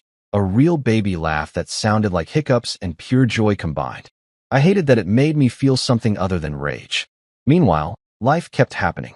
My parents had fully embraced grandparent mode, showing up uninvited with toys Liam was too young for and advice I didn't ask for, but secretly appreciated. I'd started a blog on a whim, Dad with a dash cam, documenting the chaos of single parenthood and unexpected custody battles. It started as therapy, turned into dark comedy, and somehow went viral. Suddenly, I had sponsors reaching out, parents messaging me their own horror stories, and a platform I never intended to build. One article, "How to Spot Red Flags When They're Wearing Designer Heels," got shared 50,000 times. Clara's friends from book club definitely saw it. I definitely didn't care. Judge Decker granted permanent custody to me at the final hearing. Clara got unsupervised visitation, 2 afternoons a week, building toward weekends. Frank had warned me this might happen. She did the work, he'd said. Whether it's real or performance art, we can't prove otherwise. The day the custody order was finalized, Clara sent a text from her current number. I'd stopped blocking them, just muted the notifications. Thank you for giving me another chance. I know I don't deserve it. I stared at it for a long time before responding. Not because I'd forgiven her. Not because I trusted her. But because Liam was watching me with those curious baby eyes, and someday he'd ask about his mother. And I wanted to be able to say I tried. You're welcome. Don't make me regret it. Short. Honest. Final. She sent back a heart emoji, which felt wildly inappropriate given the circumstances, but whatever. Baby steps. Literally and figuratively. That night, I wrote a blog post titled, "Forgiveness is Complicated, and Other Things Nobody Tells You About Co-Parenting with Someone Who Tried to Drown Your Kid." It got 20,000 shares in 12 hours. Therapy through internet attention. Not healthy, probably, but it worked for me. Liam's first birthday fell on a Saturday. Sunny, warm, the exact opposite of that nightmare funeral day. Mom had wanted to throw a massive party with balloons and a cake shaped like something complicated, but I'd shut that down. Small, I'd said. Just us. Instead, I took him back to the river. Not for revenge or drama or some grand symbolic gesture. Just closure. For me, maybe. For him, eventually, when he was old enough to understand. We stood where the box had sunk. The water was calm today, reflecting blue sky instead of storm clouds. I'd brought a toy boat, bright yellow, plastic, completely unsinkable. I placed it on the water and watched it float downstream, bobbing peacefully. See that, buddy? I said, holding Liam on my hip. He was wearing a dinosaur shirt, because of course he was, and was more interested in grabbing my sunglasses than paying attention to my attempts at meaningful moments. That's where Daddy realized he needed better taste in women. He gurgled, reached for the water, completely unimpressed by my emotional journey. Behind us, footsteps on the path. I turned, already knowing who it was. Clara stood there in jeans and a simple shirt. No designer heels, no perfect hair, just her. She looked different. Smaller. Real. She was holding flowers, white lilies, hands shaking slightly. I didn't know you'd be here, she said quietly. I come here sometimes. To remember. Too. She stopped, looked at Liam. He's gotten so big. Yeah, I said. That's what babies do. When they're not being thrown in rivers, they grow. Low blow. I knew it. Didn't care. She flinched, but didn't argue. Instead, she walked to the water's edge and laid the flowers down. I'm sorry, she whispered. Not to me. To the river. To whatever ghost of our old life still haunted this place. I'm so sorry. We stood there in silence, the three of us, watching the toy boat drift away until it disappeared around the bend. He's beautiful, Clara said finally. You're doing a good job. I know, I said. Not cocky, just honest. He deserves better than what we gave him, so I'm giving him better.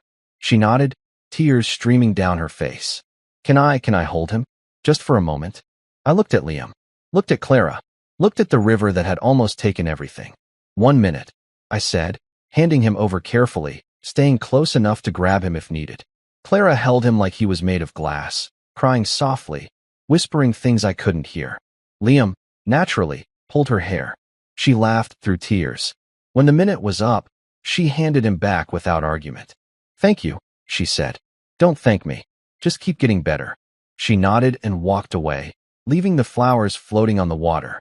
Liam looked up at me and smiled. All gums and drool and pure joy. The kind of smile that makes you forget every sleepless night and every moment of panic. Come on, kid, I said, heading back to the car. Let's go home. The river flowed on, calm and indifferent, carrying away the past. And for once, I laughed, because sometimes the best revenge is living long enough to joke about it. At a party with my wife's friends, I tried to kiss my wife while dancing. She replied, I'd rather kiss my dog than kiss you. Everyone laughed, but they quickly shut up when they heard my answer. All right, let me paint you a picture of my life before everything went sideways in the most spectacular, karma-infused way possible. I'm Logan Pierce, 41 years old, and I build skyscrapers for a living. Yeah, actual skyscrapers. The kind of buildings you see in downtown skylines that make tourists stop and take photos while blocking the entire sidewalk. I've got my professional engineer license, 15 years of experience, and I've literally designed structures that can withstand earthquakes, hurricanes, and apparently everything except my wife's social circle. But here's the kicker. According to Tara's friends, I'm about as exciting as watching paint dry on a Tuesday afternoon in February. Never mind that I'm responsible for making sure hundreds of thousands of people don't plummet to their deaths when they're sipping overpriced lattes on the 47th floor. Nope, that doesn't qualify as fun when you're competing with guys who post shirtless gym selfies and talk about their cryptocurrency portfolios like they're modern-day philosophers. My wife, Tara, is 36 and works as a marketing executive for some boutique firm that specializes in making rich people feel even better about themselves. She's legitimately gorgeous. I'm not even being biased here. We're talking magazine cover beautiful, with this smile that could probably convince a loan shark to forgive your debt. She's confident, sharp, and has this way of walking into a room that makes everyone immediately check their posture. I fell for her hard back in the day, like embarrassingly hard. We met at a charity fundraiser where I was the awkward engineer in the corner nursing a beer, and she was the woman who actually came over and talked to me instead of treating me like furniture. Back then, she thought my whole strong, silent type who builds things vibe was attractive.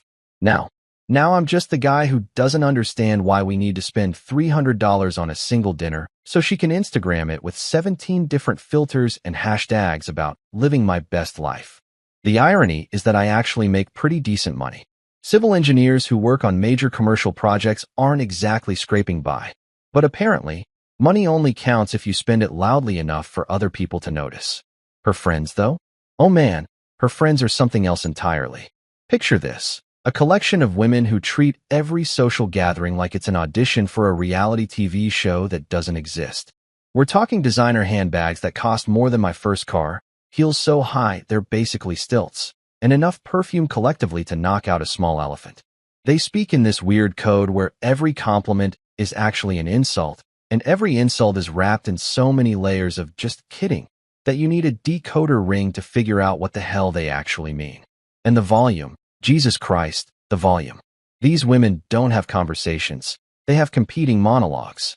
Someone will be talking about their Pilates instructor, and before they can finish, another one jumps in about their new juice cleanse, and then someone else starts going on about how their husband just surprised them with a trip to Napa. And it's just this constant escalation of who can outbrag everyone else while pretending they're being humble.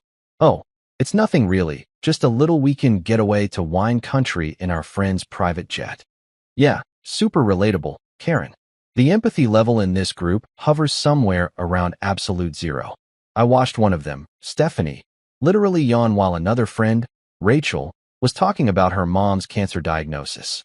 Yawned. Like she was bored by someone else's legitimate tragedy because it wasn't exciting enough content for the group chat. These are the people my wife considers her closest friends, her tribe, as she likes to say. I call them the Prosecco piranhas in my head because they smile real pretty while they're circling and waiting for someone to show weakness. Me? I'm a simple guy with simple pleasures. Give me a Saturday afternoon with a grill, some quality steaks, a cold beer, and sweatpants that have seen better days, and I'm in heaven. I don't need to document it for social media. I don't need validation from people I barely like. I just want to enjoy the moment without performing it for an audience that's only half paying attention anyway because they're too busy planning their own posts. But love makes you do stupid things, right? Or maybe it's not love at this point. Maybe it's just habit or fear of change, or that weird sunk cost fallacy where you've already invested so much time that walking away feels like admitting defeat. So I keep showing up to these ridiculous parties, these soirees and get-togethers that are really just excuses for everyone to flex on each other while pretending they're having fun. I stand in corners nursing drinks I don't really want, nodding politely while someone's husband explains his new sports car to me like I'm supposed to be impressed that he overpaid for a vehicle that's completely impractical for city driving. I smile through conversations about vacation homes and private school admissions and which country club has the best Sunday brunch. I bite my tongue when they make little digs at me, those jokes that aren't really jokes, about how I'm so serious, or so practical, or my personal favorite, so different from us. Different. That's their polite way of saying I don't belong. And you know what? They're absolutely right. I don't belong in this weird, shallow, performative world where people measure their worth by Instagram likes and designer labels. I belong in the real world, where buildings need to actually stand up and people do actual work and conversations have substance beyond comparing notes on which influencer is problematic this week.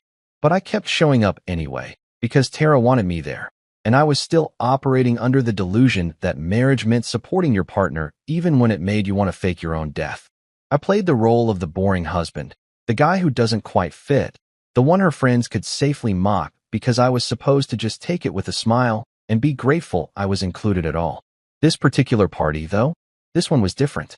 This was the one where I finally hit my limit, where something inside me just snapped like a dry twig, where I decided that maybe, just maybe, I was done being everyone's punching bag. This was the party that would flip my entire life upside down, shake it around, and reassemble it into something I actually recognized. This was the party where I remembered that I'm a guy who literally builds skyscrapers. And if I can handle that kind of pressure, I can sure as hell handle a room full of people who peaked in high school and never got over it. So buckle up, because what happened next is the kind of story that spreads through social circles like wildfire, the kind that people whisper about at other parties, the kind that makes you either a legend or an outcast, depending on whose side you're on. Spoiler alert, I became both, and honestly, I've never been happier. So Melissa, Tara's self-proclaimed best friend and the unofficial queen bee of this ridiculous social hive, decided to host what she called a Friday soiree. Let me translate that for you in terms us normal people can understand.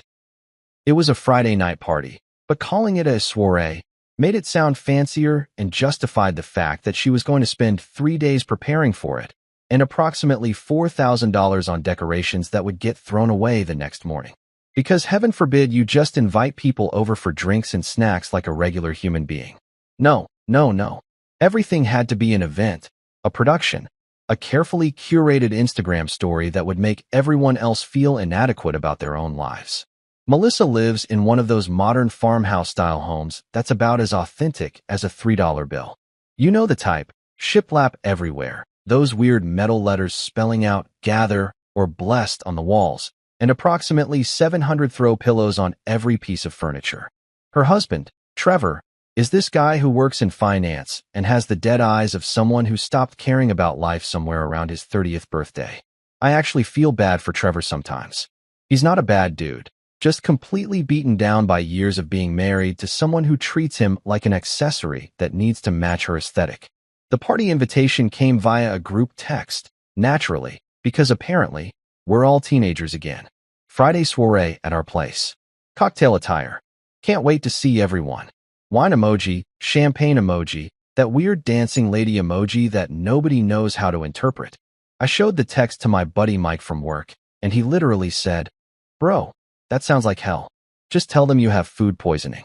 Solid advice, but Tara would have murdered me in my sleep if I tried to bail. So Friday rolls around, and I'm getting ready, trying to figure out what exactly cocktail attire means for a party at someone's house. Does that mean a full suit? A blazer? A tux made of diamonds? I honestly had no idea, and when I asked Tara, she was already in full panic mode about her own outfit, treating her closet like it was a hostage situation. She had clothes thrown everywhere, and I counted at least 6 different dresses laid out on the bed like she was preparing for a fashion show instead of going to Melissa's house, where we'd all seen each other a million times before. I made an executive decision and went with dark jeans and a crisp button-up shirt. Clean, put together, but still me. I'm not showing up in a 3-piece suit to eat cheese cubes and pretend to care about someone's opinion on the latest Netflix documentary. That's where I draw the line between being supportive and completely abandoning my dignity. When Tara saw what I was wearing, her face did this thing where it tried to smile, but her eyes were screaming. You know that look, right? Where someone's mouth says, "That's fine," but their entire energy says, "You've disappointed me on a fundamental level."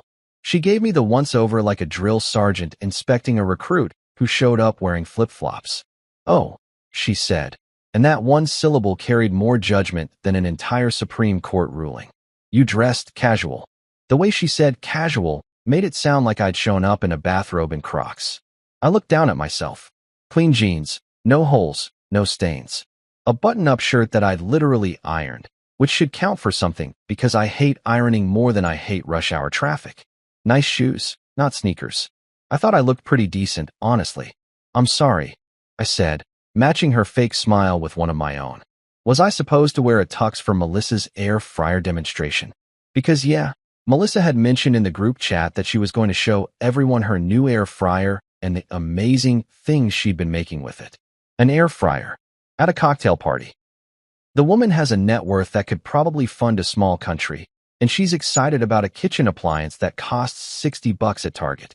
A couple of her friends who were already there, Jessica and Amanda, I think, honestly they all blur together, giggled in that awkward way people do when they witness someone getting roasted but don't want to seem like they're taking sides. One of them, I'm pretty sure it was Jessica, whispered to Amanda, "He's funny," and Amanda whispered back, "He's trying too hard." They weren't exactly quiet about it either. I heard every word, and I'm pretty sure they meant for me to hear it, because that's how this group operates. Everything is passive-aggressive, everything is a test, and everyone is constantly being evaluated on some invisible social scorecard that only they understand. So yeah, the night was off to an absolutely beautiful start. I could already tell this was going to be one of those evenings where I'd spend 4 hours wondering why I didn't fake that food poisoning Mike suggested. We walked in, and the house was exactly as ridiculous as I'd expected. Melissa had gone full-on Pinterest mom with the decorations. There were string lights everywhere, fancy cocktail napkins with little gold designs on them, a whole table dedicated to a charcuterie experience, which is just a fancy way of saying meat and cheese that we arranged to look pretty, and these specialty cocktails with names like Melissa's Mule and the Soiree Sipper. I grabbed a beer from a bucket because I'm not drinking something called a Soiree Sipper, even if you paid me. Trevor was already at the bar area, 2 glasses deep into something that looked stronger than his will to live. When he saw me, his eyes lit up like I was a rescue helicopter and he'd been stranded on a desert island. "Logan." "Thank God, another guy." He grabbed my shoulder like we were war buddies reuniting after battle. "You want to see my new grill? I just got it installed on the deck." Now, Trevor's new grill was probably the most genuine conversation I was going to get all night. So I said sure. We headed outside, and for about 15 glorious minutes, we talked about BTUs and temperature control and the best way to get a proper sear on a ribeye. This is what normal dude friendship looks like. No performances, no judgment, just 2 guys appreciating quality outdoor cooking equipment. But of course, it couldn't last. Tara came outside with that look on her face that meant I was being antisocial, which apparently translates to not standing in a circle of her friends while they all talk over each other about things nobody actually cares about. "Logan, honey, come inside. Everyone wants to catch up with you." Nobody wanted to catch up with me. Nobody ever wanted to catch up with me at these things. They wanted me inside, so I could be the boring husband standing next to the pretty wife, completing the picture of her successful life. Inside, the party was in full swing. Music was playing, some top 40 playlist that Melissa probably titled Classy Vibes, or something equally ridiculous. The women were all clustered together, wine glasses in hand, laughing at volumes that suggested they'd already been drinking for a while. The conversations were exactly what you'd expect. Someone's renovation project, someone else's upcoming vacation, a debate about whether SoulCycle was better than Equinox, and an extended discussion about a mutual friend who wasn't there and therefore was fair game for gossip. I stationed myself near the snack table because at least there I had something to do with my hands and a legitimate reason not to participate in conversations. I was working my way through what was actually a pretty solid buffalo chicken dip when Stephanie cornered me. Stephanie is the one who I'm pretty sure is having an affair with her personal trainer, but nobody says anything about it because that would require actual honesty in this group. "Logan, you're so quiet. What do you think about the election?" She asked this like she was setting a trap, which she probably was. Any answer I gave would somehow be wrong. If I engaged seriously, I was being too intense. If I deflected with humor, I wasn't taking things seriously enough. If I said I didn't follow politics closely, I was uninformed. It was a no-win situation. "I think I'm just here for the buffalo chicken dip," I said, holding up my plate like evidence. "This is actually really good. Did Melissa make this?" Stephanie laughed that fake laugh that means, "You're dodging my question and I'm annoyed, but I'm going to pretend I think you're charming." Then she turned to Tara. "He's so funny, Tara. You're so lucky." The words said one thing, but her tone said something else entirely. It said, "I would never tolerate a husband like this." Tara's smile got tighter, which I didn't even think was possible at this point. I could feel the tension radiating off her like heat from asphalt in August. I was already in trouble, and the night had barely started. That's when I realized that this particular Friday soiree was going to be different from all the others. I could feel it in the air, like the weird pressure change before a thunderstorm. Something was coming, and whether I was ready for it or not, it was going to change everything. About 2 hours into this circus of a party, after I'd eaten enough buffalo chicken dip to require a medical intervention and listened to at least 3 different conversations about kitchen backsplash tiles, the music suddenly shifted. Up until this point, it had been that generic party playlist background noise that nobody actually listens to, just fills the awkward silence between forced conversations. But then Melissa, who had apparently appointed herself DJ for the evening because of course she had, put on some early 2000s pop song that made all the women in the room lose their collective minds. I'm talking full-on squealing, the kind of sound that probably had dogs in a 3-block radius losing it. "Oh my God, I haven't heard this in forever," someone shrieked. "This was our song in college," another one yelled. Suddenly, it was like I'd been transported back to some sorority house reunion I never asked to attend. These women, all in their mid-30s, were acting like they'd just discovered the fountain of youth in the form of a song that was probably playing at every mediocre wedding and bar mitzvah back in 2003. Tara's face completely lit up, which was the first genuine emotion I'd seen from her all night that wasn't related to judging my outfit or being annoyed at my existence. "I love this song," she announced to nobody in particular, which is classic Tara.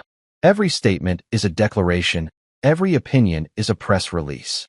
She immediately grabbed Jessica's hand, and they started doing that thing women do where they dance in a circle facing each other, pointing at each other during certain lyrics like they're in a music video. The living room, which Melissa had carefully arranged with furniture that probably cost more than my truck, suddenly transformed into a makeshift dance floor. Couches were pushed aside by husbands who looked both exhausted and resigned to their fate.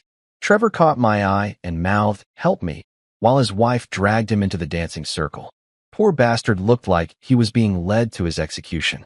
Now, I'm not a big dancer. Never have been. I've got 2 moves, the awkward shuffle and the even more awkward shuffle with occasional arm movement. But watching Tara actually smile, actually look happy for the first time in what felt like months, something in me decided to be optimistic. Maybe this could be a moment, you know? One of those spontaneous party moments that couples talk about years later. Remember when we danced at Melissa's party? Maybe I could be the husband who didn't just stand against the wall like a security guard at a museum. So I did something either really brave or really stupid, depending on how you look at it. I walked over to where Tara was dancing with her friends, and I gently took her hand. "Come on," I said, trying to sound playful, trying to channel some version of myself that existed back when we first started dating and everything wasn't so complicated and exhausting. "Dance with me." She looked at me like I'd just asked her to explain quantum physics while juggling flaming chainsaws. Her friends went quiet for a second, that kind of silence that happens when something unexpected occurs and nobody knows quite how to react. Then Tara rolled her eyes in that exaggerated way that was clearly meant to be seen by everyone watching and said, "Fine," like I'd just asked her to do the dishes instead of inviting her to dance at a party specifically designed for this kind of thing. But she humored me, and for those first few seconds, it actually felt good. I pulled her close, my hand on her waist, and we swayed to the music like actual married people who actually liked each other. She even leaned in a little bit, and for a moment, just a brief, fleeting moment, I remembered why I fell in love with her in the first place. She smelled like that perfume she always wore, the expensive one I couldn't pronounce.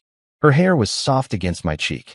The music was actually pretty decent once you got past the nostalgia factor. I got caught up in it, in the feeling of being close to my wife without some wall of tension between us. Maybe it was the beer I'd been nursing. Maybe it was the relief of finally doing something at this party that didn't feel like torture. Or maybe it was just nostalgia for a time when things between us were simple. Whatever it was, I made a decision that seemed romantic in my head, but turned out to be the social equivalent of stepping on a landmine. I leaned in to kiss her. Not some dramatic, passionate kiss like we're in a movie. Just a simple, sweet kiss between a husband and wife dancing at a party. Normal couple stuff, right? The kind of thing that should be perfectly acceptable and maybe even a little cute. That's when Tara decided to absolutely detonate my entire existence. She pulled back like I'd just tried to bite her, her face scrunching up in this expression of pure disgust that I'd never seen before. Not even that time I forgot to take out the trash for 2 weeks, and our kitchen smelled like a biological weapon. And then, in a voice loud enough for absolutely everyone to hear, in a room that had suddenly gone quiet because apparently everyone had stopped their own conversations to watch us, she said, "Ugh, I'd rather kiss my dog than kiss you." Time did this weird thing where it simultaneously stopped completely and sped up all at once. I stood there, hand still on her waist, frozen like someone had hit pause on my entire life. My brain needed a solid 3 seconds to process what had just come out of her mouth, to confirm that yes, my wife had just compared kissing me unfavorably to kissing a dog, in front of all her friends, at a party where I was already the social outcast. The room exploded, not with gasps of horror or sympathetic silence, but with laughter. Full volume, can't catch your breath, slapping their knees laughter. Melissa nearly dropped her wine glass. Jessica doubled over like she'd just heard the funniest joke of her entire life. Amanda was literally wiping tears from her eyes. Someone in the back yelled, "Oh my God," between giggles. Even Trevor, my supposed ally in this nightmare, had his hand over his mouth trying not to laugh, though at least he had the decency to look a little bit sorry for me. Glasses clinked as people toasted to what had just happened, like Tara had just delivered the punchline of the century. The music was still playing, but nobody was dancing anymore. Everyone was watching, waiting to see what I would do, how I would react. This was better than whatever garbage reality TV show they were all watching at home. This was live entertainment, and I was the main attraction, the fool, the punchline, the guy who'd just been publicly humiliated by his own wife. And me? I just stood there, smiling. Not a real smile, obviously, but that smile you do when you're in survival mode and your brain is working overtime to figure out how to respond without making everything worse. I nodded slowly, like I was carefully considering her statement, turning it over in my mind, examining it from all angles like I examined structural blueprints at work. Because here's the thing about being married for a while. You learn that sometimes silence is your best weapon. You learn that the pause, the moment before you respond, can say more than any immediate comeback ever could. You learn that while everyone else is laughing and celebrating your humiliation, you can be in your head doing calculations, measuring angles, planning your next move. I'd spent years at these parties being the joke, being the guy who didn't fit in, taking the subtle digs and the not-so-subtle mockery with a smile and a shrug. I played the role of the boring husband, the one who wasn't cool enough or fun enough or interesting enough for this crowd. I'd let Tara's friends treat me like I was lucky to be included in their presence, like I should be grateful that they tolerated my existence at their precious gatherings. But something about this moment, about being humiliated in front of everyone, about watching my wife get celebration laughs for comparing me to a dog, about seeing Trevor's pitying face and Melissa's delighted smile, and all those women who'd been judging me all night, now getting confirmation that yes, Logan Pierce was exactly the loser they'd always suspected he was. Something about all of that flipped a switch in my brain. You know that moment in cartoons when a character gets hit on the head and little birds circle around them? That's what this felt like, except instead of birds, it was clarity. Crystal clear, HD, surround sound clarity about my entire life, and this relationship, and these people, and what I was willing to tolerate. The music kept playing. The laughter started to die down as people waited for me to either slink away in shame or laugh it off like it was all a good joke. Tara was looking at me with this expression that was half challenging, half satisfied, like she'd just won something. And that's when I decided, okay, if we're playing this game, if we're doing public humiliation at parties, if we're comparing our spouse to household pets for entertainment value, then let's really play. Let's see how funny everyone thinks this is when the guy who's been taking it quietly for years finally decides to swing back. I kept smiling, kept nodding, and prepared to say something that would change absolutely everything. Because when you've been building skyscrapers for 15 years, you learn a thing or two about structural integrity. You learn how much weight something can hold before it collapses. You learn exactly where to apply pressure to bring the whole thing down. And brother, I was about to become a demolition expert. The laughter was starting to fade into that awkward aftermath phase where people realize they've been laughing at someone's expense, and now they're not sure if they should keep going or pretend it never happened. A few people were clearing their throats, taking strategic sips of their drinks, sneaking glances at me to see if I was going to cry or storm out or do something that would give them even more entertainment for the evening. Melissa was already pulling out her phone, probably preparing to document whatever happened next for the group chat that I wasn't part of but definitely knew existed. I took my time. That's the thing about revenge or justice or whatever you want to call what was about to happen. Timing is everything. I could have responded immediately, let my anger drive the words, but that would have made me look defensive, bitter, like the loser husband who couldn't take a joke. No, this required precision. This required me to look completely calm, completely in control, like I was about to share an interesting observation about the weather rather than drop a verbal nuclear bomb on my wife's entire social existence. I finally looked directly at Tara, maintaining that same pleasant smile I'd been wearing, the one that probably made me look slightly unhinged if anyone was paying close enough attention. The room had gone quiet enough that you could hear ice cubes shifting in glasses, someone's phone buzzing on the kitchen counter, the low hum of Melissa's fancy refrigerator that probably cost more than a semester of college tuition. "That's fair," I said, my voice steady and conversational, like we were discussing which restaurant to try for dinner. I paused, letting those two words hang in the air just long enough for people to wonder if that was all I was going to say, if I was really going to let her win that easily. Then I continued, "At least the dog wags his tail when he sees me." The effect was immediate and spectacular. It was like I'd thrown a flashbang grenade into the middle of Melissa's carefully curated living room. The room went from awkward silence to dead silence, the kind of silence that happens right before something catastrophic, like the moment before a building starts to collapse when you can hear the structural supports beginning to fail. It was beautiful, honestly. Years of engineering training had taught me to appreciate the precise moment when forces shift and equilibrium is destroyed. Someone, I think it was Amanda, made this little gasping sound like she'd just witnessed a car accident. Jessica's wine glass was frozen halfway to her mouth, suspended in shock. Melissa's jaw literally dropped open, and for once in her life, she didn't have a response ready. She looked like her brain had blue-screened, like Windows trying to process an error it had never encountered before. But the best part, the absolute cherry on top of this moment, was Trevor.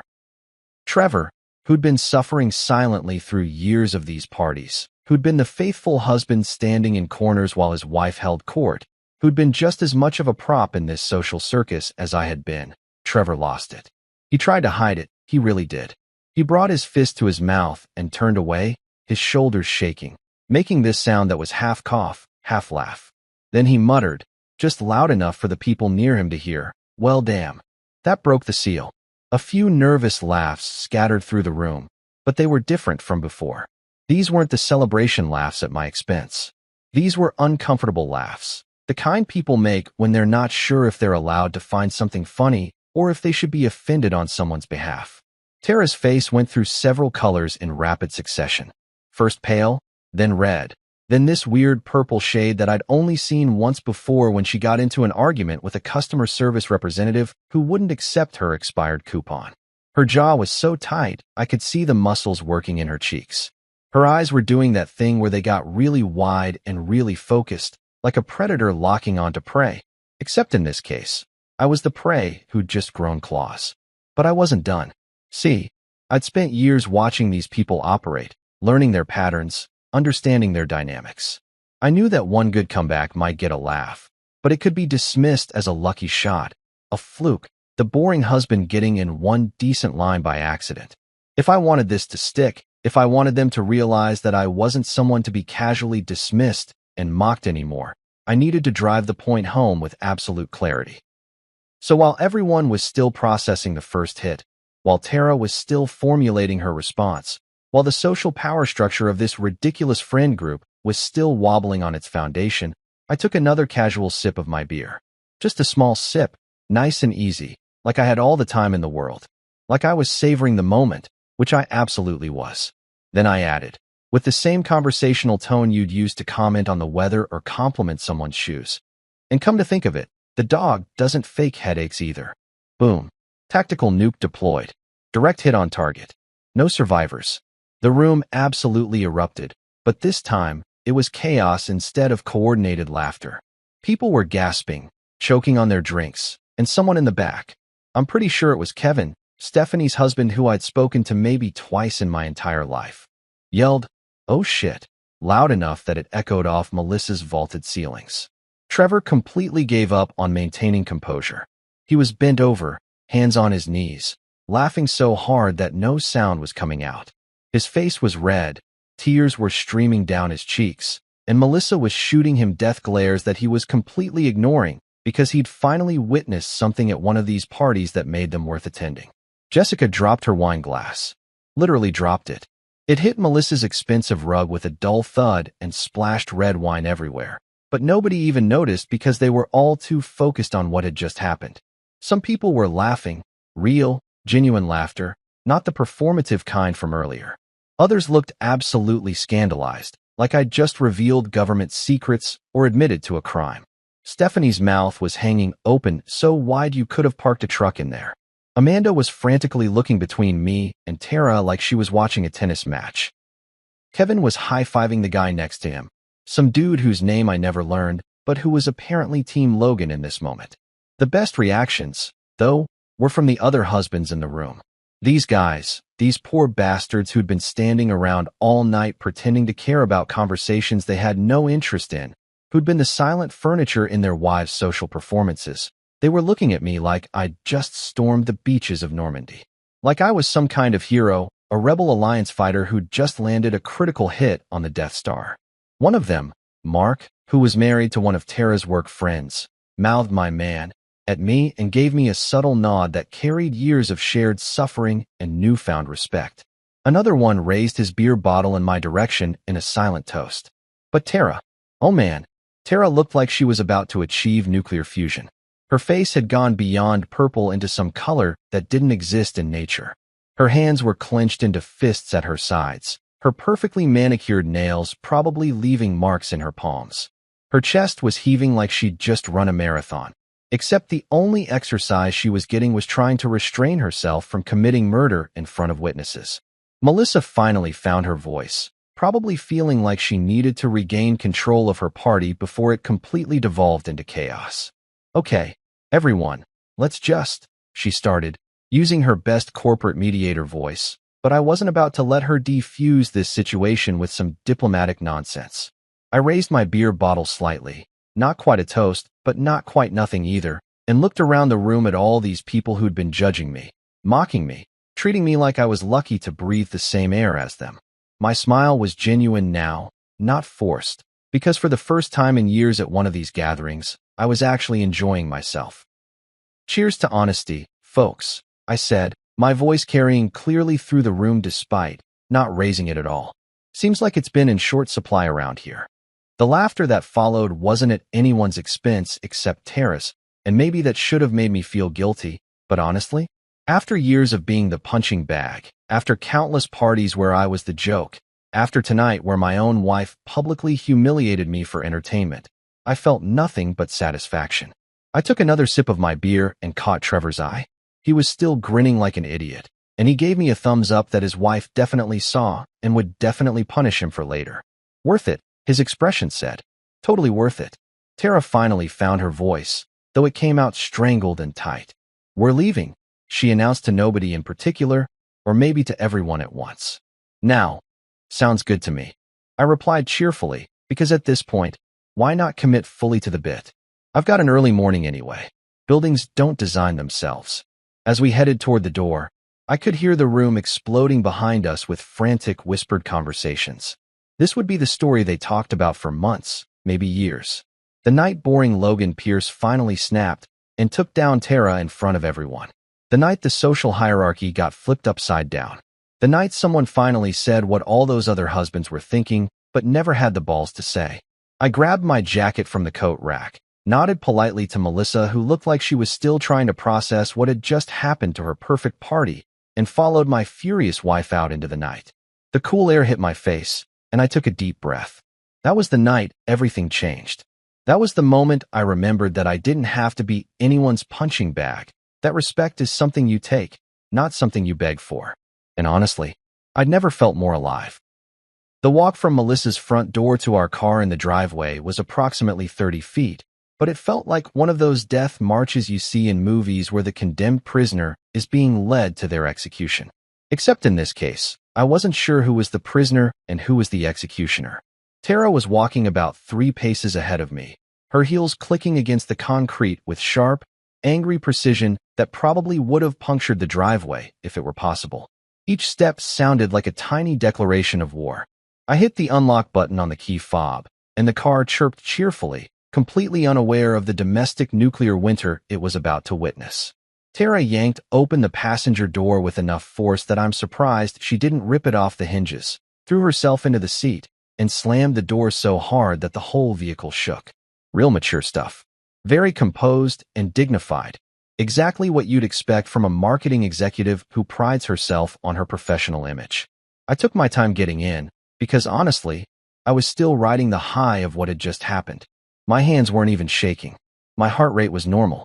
I felt calm, centered, like I'd just finished a really good workout or solved a particularly complicated structural problem at work. This must be what skydivers feel like after they jump. That mixture of adrenaline and accomplishment and the knowledge that you just did something that scared the hell out of you, but you survived anyway. I settled into the driver's seat, adjusted my mirrors even though they didn't need adjusting, and started the engine. The radio came on automatically, some classic rock station playing a song about freedom that felt almost too on the nose to be a coincidence. I turned it down to a low hum, buckled my seatbelt with deliberate slowness, and checked my blind spots like I was taking my driver's test again. The whole time, Tara sat there vibrating with rage, staring straight ahead through the windshield like if she looked at me, she might actually explode. I backed out of the driveway smoothly, gave a friendly wave to Melissa who was watching from her front window like this was the most dramatic thing to happen in her neighborhood since someone's teenager egged a mailbox, and headed home. The street was quiet, lined with those fancy gas lamps that HOAs love because they make everything look like a movie set. Nice houses, perfect lawns, the American dream wrapped up in mortgage payments and the crushing weight of keeping up appearances. The silence in the car was so thick you could have cut it with a knife and served it for dinner.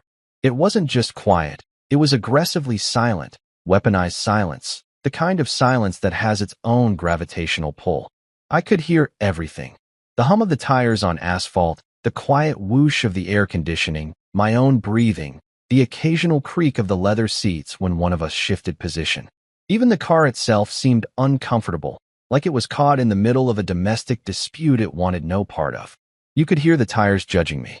I swear to God, even the wheels were like, "Dude, you really went there, huh?" But they were respectful about it, supportive even. The left front tire seemed particularly impressed. Good tire, that one. Always been reliable. I found myself humming along to the radio, just quietly, under my breath. Some Tom Petty song about not backing down, which again, felt like the universe was having a laugh at our expense. Or maybe just at Tara's expense now, which was a refreshing change of pace. I was in a genuinely good mood, possibly the best mood I'd been in at any point during our marriage in the last 2 years. There's something liberating about finally standing up for yourself after years of taking it on the chin. It's like that feeling when you finally scratch an itch that's been bothering you for hours, except the itch was my dignity, and the scratching was publicly destroying my wife's social standing. Tara's reflection in the passenger window was doing this thing where it looked even angrier than her actual face, if that was possible. Her jaw was clenched so tight, she was probably going to need dental work. Her arms were crossed over her chest in that universal body language for, "I am extremely pissed off, and you should be very worried." Except I wasn't worried at all, which probably made her even more angry. We hit a red light about halfway home, and the silence somehow got even more intense. I could feel her wanting to say something, the words building up inside her like pressure in a volcano right before it erupts. I glanced over at her, curious to see if she was going to blow, but she just stared straight ahead, her lips pressed together in a thin line, her nostrils flaring slightly with each breath. The light turned green, and we continued our journey through suburban purgatory, past the organic grocery store where everything costs 3 times what it should, past the yoga studio where Tara went twice a week to find her center, which apparently didn't include any center that involved being a decent human to her husband, past the Starbucks where her friends probably gathered to gossip about people who weren't there to defend themselves. About 3 blocks from our house, she finally broke. I'd been wondering when it would happen, curious about what form it would take, whether she'd go for volume or venom or some combination of the two. You embarrassed me. Her voice came out like a hiss, low and venomous, each word carefully enunciated like she was teaching English to someone who'd never heard the language before. I didn't respond immediately. I checked my mirrors, used my turn signal, because unlike some people, I still had basic courtesy even in tense situations, and made the turn onto our street. Our house was fourth on the left, a nice 2-story with a yard that I actually maintained myself because paying a lawn service seemed excessive when I had 2 functioning arms and a mower. Oh, I finally said, my tone pleasant and conversational, like she'd just told me about her day at work. I thought you started that game. I could see her head whip toward me in my peripheral vision, but I kept my eyes on the road because safety first, kids. We were pulling into our driveway now, the motion sensor light clicking on and illuminating the front of our house in harsh white light that made everything look like a crime scene photo. You made me look bad in front of my friends, she continued, her voice rising now, the controls starting to slip. Good. Let it slip. I'd been controlled and measured for years. She could deal with losing it for once. I put the car in park, turned off the engine, and sat there for a moment, my hands still on the steering wheel. The engine ticked as it cooled down. The silence rushed back in, filling all the spaces the engine noise had occupied. Then I turned to look at her directly for the first time since we'd gotten in the car. Really looked at her, at this woman I'd married, at this person who'd just compared kissing me to kissing a dog in front of a room full of people, at this stranger who used to be someone I loved. Tara, I said calmly, your friends laughed harder when you insulted me than when Trevor announced his vasectomy at the 4th of July barbecue last year. Remember that? When everyone got real quiet and uncomfortable. That was awkward laughter. Tonight, when you compared me to a dog, they were genuinely entertained. They loved it. So please, explain to me how I'm the one who made you look bad when you literally started a public roast session with your own husband as the target. Her mouth opened, then closed, then opened again like a fish gasping for air. She didn't have a response to that because there wasn't one. Facts were facts, and the fact was that she decided to humiliate me first, probably expecting me to just take it like I always did, to laugh it off, and let her have her moment at my expense. I just evened the score, I continued, unbuckling my seatbelt. Actually, if we're keeping track, I'd say you still came out ahead. You got your laugh. Everyone agreed you were hilarious. You won. I just made sure the victory wasn't quite as one-sided as you'd planned. I got out of the car, closed the door with normal, non-aggressive force because I'm not a child, and headed toward the house. I could hear her getting out behind me, her heels clicking against the driveway, but I didn't wait. I unlocked the front door, stepped inside, and was immediately greeted by Max, our golden retriever, who was doing his usual excited dance that involved his entire body wagging, not just his tail. Hey buddy, I said, crouching down to give him proper attention, scratching behind his ears the way he liked. At least somebody's happy to see me, right?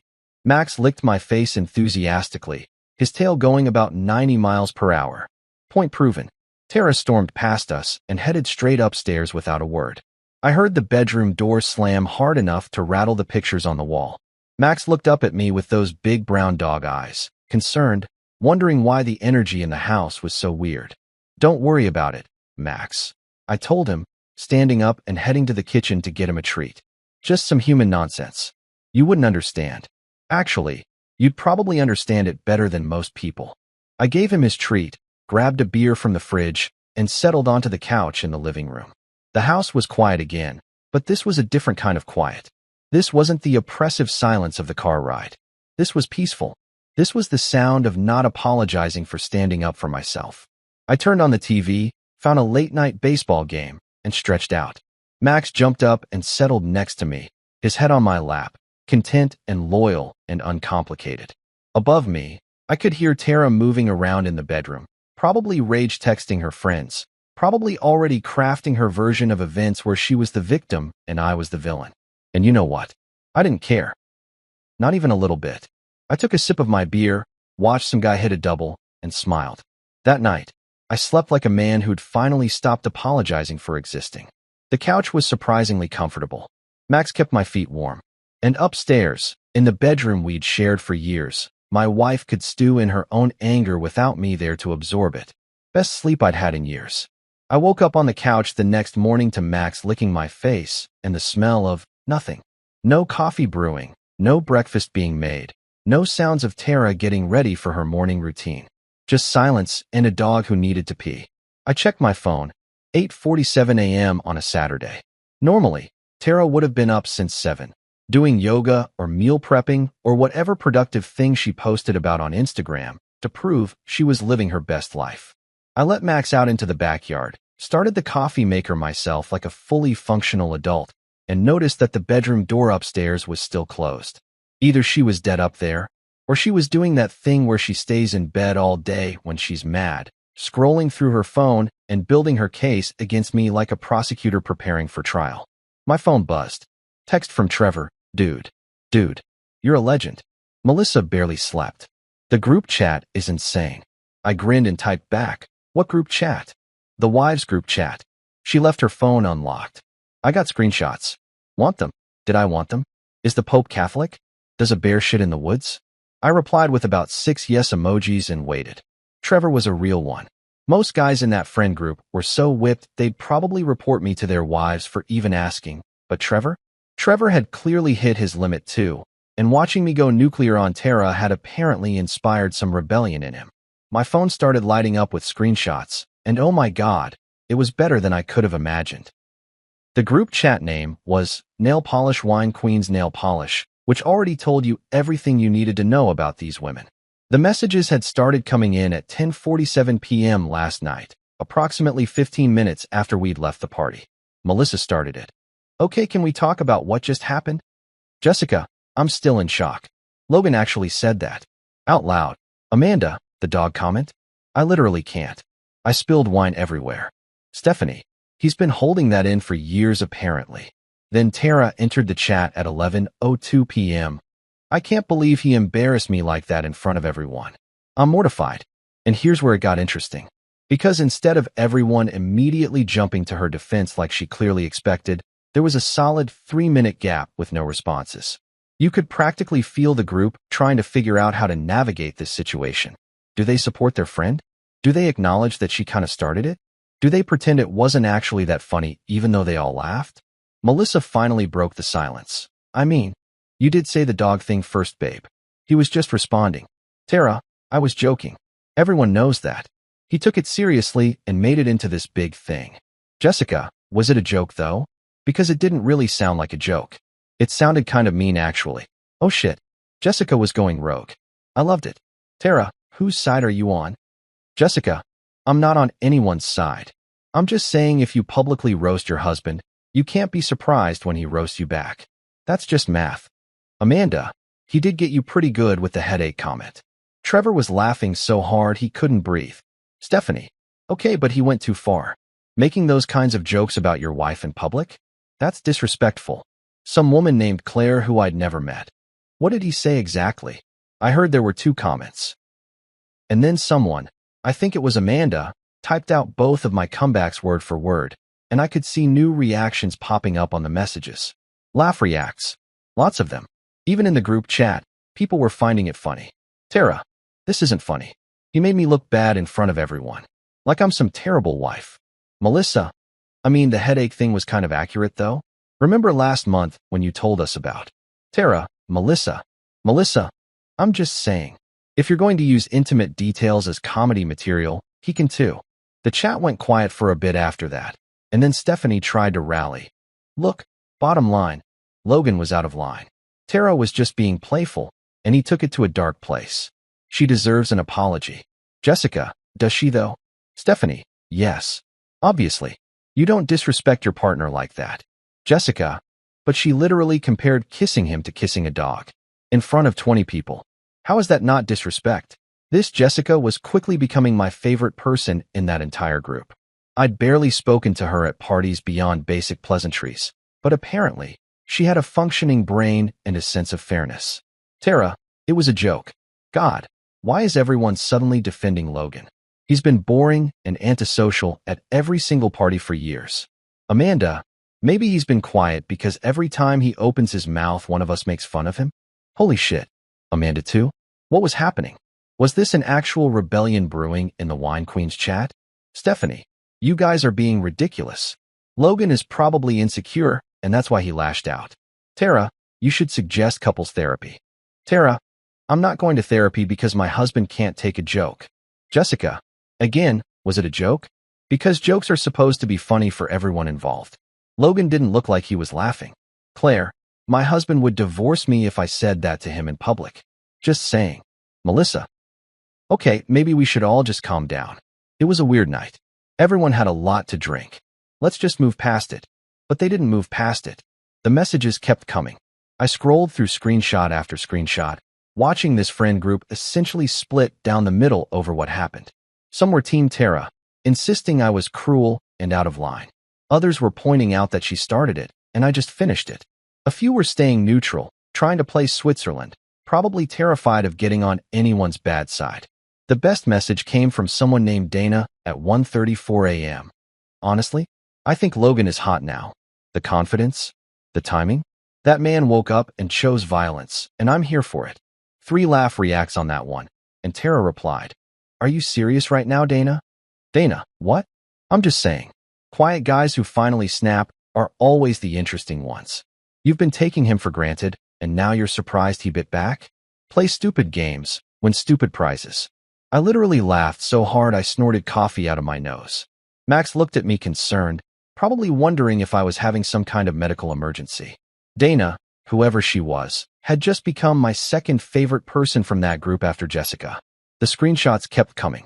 By 2 a.m., the conversation had devolved into a full debate about gender dynamics, respect in marriage, and whether public humiliation was ever justified. Melissa tried to shut it down multiple times, probably realizing her party had caused a massive rift in the friend group, but nobody was listening. Trevor sent one final text. There's more, but my phone is dying. Dude, you broke their group. Half of them think you're a hero. Melissa is talking about uninviting people from her birthday thing next month because she doesn't want drama. It's chaos. Beautiful chaos. I typed back. Tell Melissa I'll skip her birthday party. Wouldn't want to cause drama. Trevor. Nah man, you're probably the only reason half the husbands will show up now. You're like our representative. Our champion. Our Braveheart. That's dramatic. You literally told your wife she fakes headaches in front of everyone. You're basically William Wallace. I laughed again, saved all the screenshots to a folder on my phone labeled Evidence, and poured myself another cup of coffee. The bedroom door upstairs was still closed. Max had come back inside and was looking at me expectantly, probably wondering when breakfast was happening. Your mom is having a rough morning, buddy. I told him, getting his food bowl. Turns out publicly mocking your husband has consequences. Who knew? My phone buzzed again. This time it was a number I didn't recognize. The message said, This is Jessica from last night. Got your number from Trevor. Just wanted to say you weren't wrong. Tara's been mean to you at every party I've been to, and everyone just laughs it off. Someone needed to say something. Good for you. I stared at that message for a solid minute. An actual member of Tara's friend group, reaching out to say I was justified? This was uncharted territory. This was like finding out one of the Death Star engineers secretly supported the rebellion. I typed back. Thanks. That means a lot actually. Jessica. Also Dana wasn't wrong. The confidence thing? Kinda hot. If you end up single, I have a sister. Followed by a laughing emoji that could have meant she was joking, but also maybe not. Okay, this day was taking interesting turns. I heard movement upstairs. Footsteps. The bedroom door opening. Tara appeared at the top of the stairs in her pajamas, hair messy, eyes red either from crying or from staring at her phone all night or both. She looked down at me on the couch, Max eating his breakfast beside me, my coffee in hand, looking completely comfortable and at peace. We need to talk, she said, her voice hoarse. I took a sip of coffee. Sure. What's up? Don't what's up me, Logan. You know exactly what's up. You humiliated me. Twice. And now my friends are. She trailed off, probably realizing she was about to admit that her friends weren't unanimously on her side. Or what? I asked innocently. Having interesting discussions about respect and boundaries in relationships. Her eyes narrowed. You need to apologize. You need to make this right. I set down my coffee and looked at her, really looked at her. This woman who'd spent years making me feel small, who'd weaponized her friends against me, who thought she could publicly mock me without consequences. "Oh, I did make things right," I said calmly. "I made myself right. You can handle the rest however you want." Her face went through several emotions: shock, anger, disbelief. She opened her mouth to respond, but I held up a hand. "I'm going to take Max for a walk. You can use that time to decide if you want to have an actual conversation about our marriage or if you want to keep pretending you're the victim here. Your choice." I stood up, grabbed Max's leash, and headed for the door. Behind me, I heard Tara make this frustrated sound that was half scream, half sob, but I didn't turn around. The fresh air hit my face, and Max pulled excitedly toward his favorite walking route. My phone buzzed with more messages, probably more group chat updates from Trevor, but I ignored them for now. For the first time in years, I felt like I was the one in control of my life instead of just reacting to everyone else's expectations. And it felt damn good. The walk with Max lasted about an hour, mostly because I was in no rush to get back to whatever fresh hell Tara was cooking up in our house. By the time I returned, she'd showered, done her makeup, and was sitting at the kitchen table with her laptop open and about 6 pages of notes spread out like she was preparing for a board presentation. This woman treated our marriage crisis like a marketing campaign that needed a rebrand. "I've been thinking," she announced as I unclipped Max's leash. Not, "Good morning," or "Can we talk," or even, "I'm sorry for being awful." Just straight into "I've been thinking" mode, which usually meant she'd already decided what was going to happen and was about to present it as a mutual decision. "That's dangerous," I muttered, filling Max's water bowl. She ignored that. "This situation has gotten out of hand. The girls are talking, people are taking sides, and it's causing unnecessary drama." Notice how it was unnecessary drama, and not "I was wrong," or "I shouldn't have humiliated you first." Classic Tara. The problem wasn't what she did, it was that people had opinions about it. "Okay," I said, grabbing an apple from the fruit bowl and biting into it. I was determined to stay as casual as possible, mostly because it clearly irritated her. "So, I think we need to do a public apology dinner," she continued, consulting her notes like she was reading from a script. "We invite everyone back. We both apologize for taking things too far. We show them we're united and that this was just a silly misunderstanding. We move forward as a couple, and everyone can stop with the group chat drama." I stopped mid-chew and looked at her. "We both apologize?" "Yes, both of us. You apologize for the things you said, I apologize for my comment, and we present a united front. It'll show maturity and growth."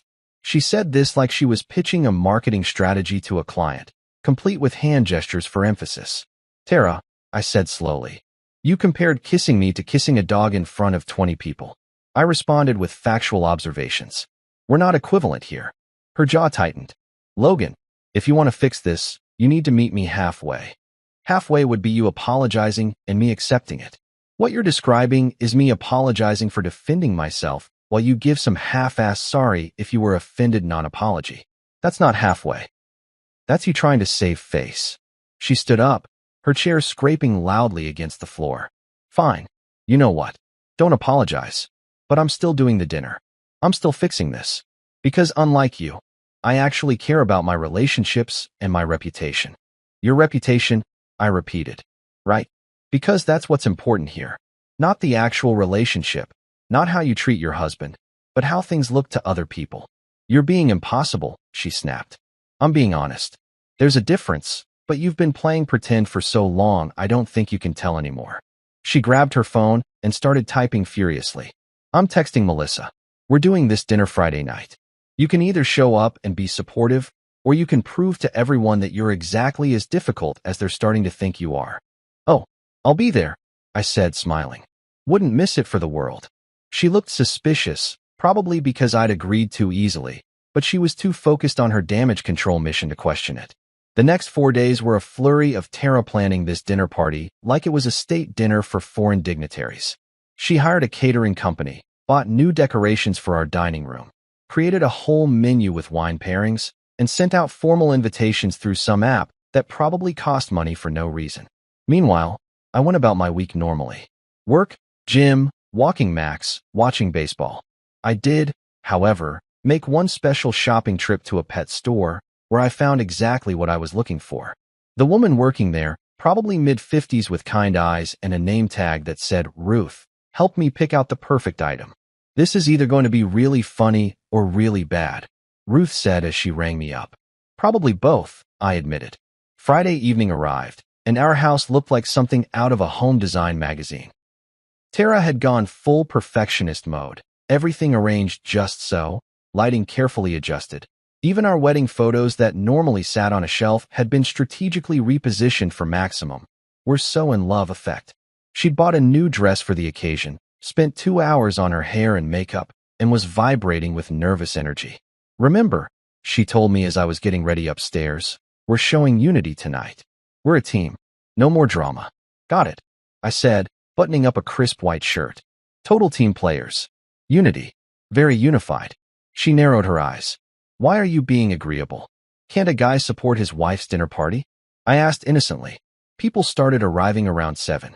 The usual suspects, Melissa and Trevor, Jessica and her husband Brian, Amanda and her boyfriend Kyle, Stephanie and her husband Marcus, and a few others including Dana, who I now recognized from the group chat screenshots, and who gave me a very knowing smile when she walked in that made Tara's eye twitch. Everyone was being aggressively polite, that weird over-the-top courtesy people use when they're in an awkward situation and don't know how to act. Lots of the house looks beautiful and something smells amazing, and carefully avoiding any mention of what happened last week. It was like watching people tiptoe through a minefield while pretending the minefield didn't exist. We all sat down for dinner, and Tara immediately went into host mode, serving food, making sure everyone had drinks, chattering about neutral topics like the weather and some Netflix show everyone was watching. I played along, nodding, smiling, being the picture of a supportive husband. Trevor kept shooting me glances like he was waiting for something to happen. He knew. That dude could sense chaos coming like animals sense earthquakes. About halfway through the main course, Tara stood up and tapped her wine glass with a fork. Here we go. The performance. I just want to thank everyone for coming tonight, she began, her voice taking on that practiced public speaking tone. Last week was, well, it was a rough night for Logan and me. We both said things in the heat of the moment that we regret.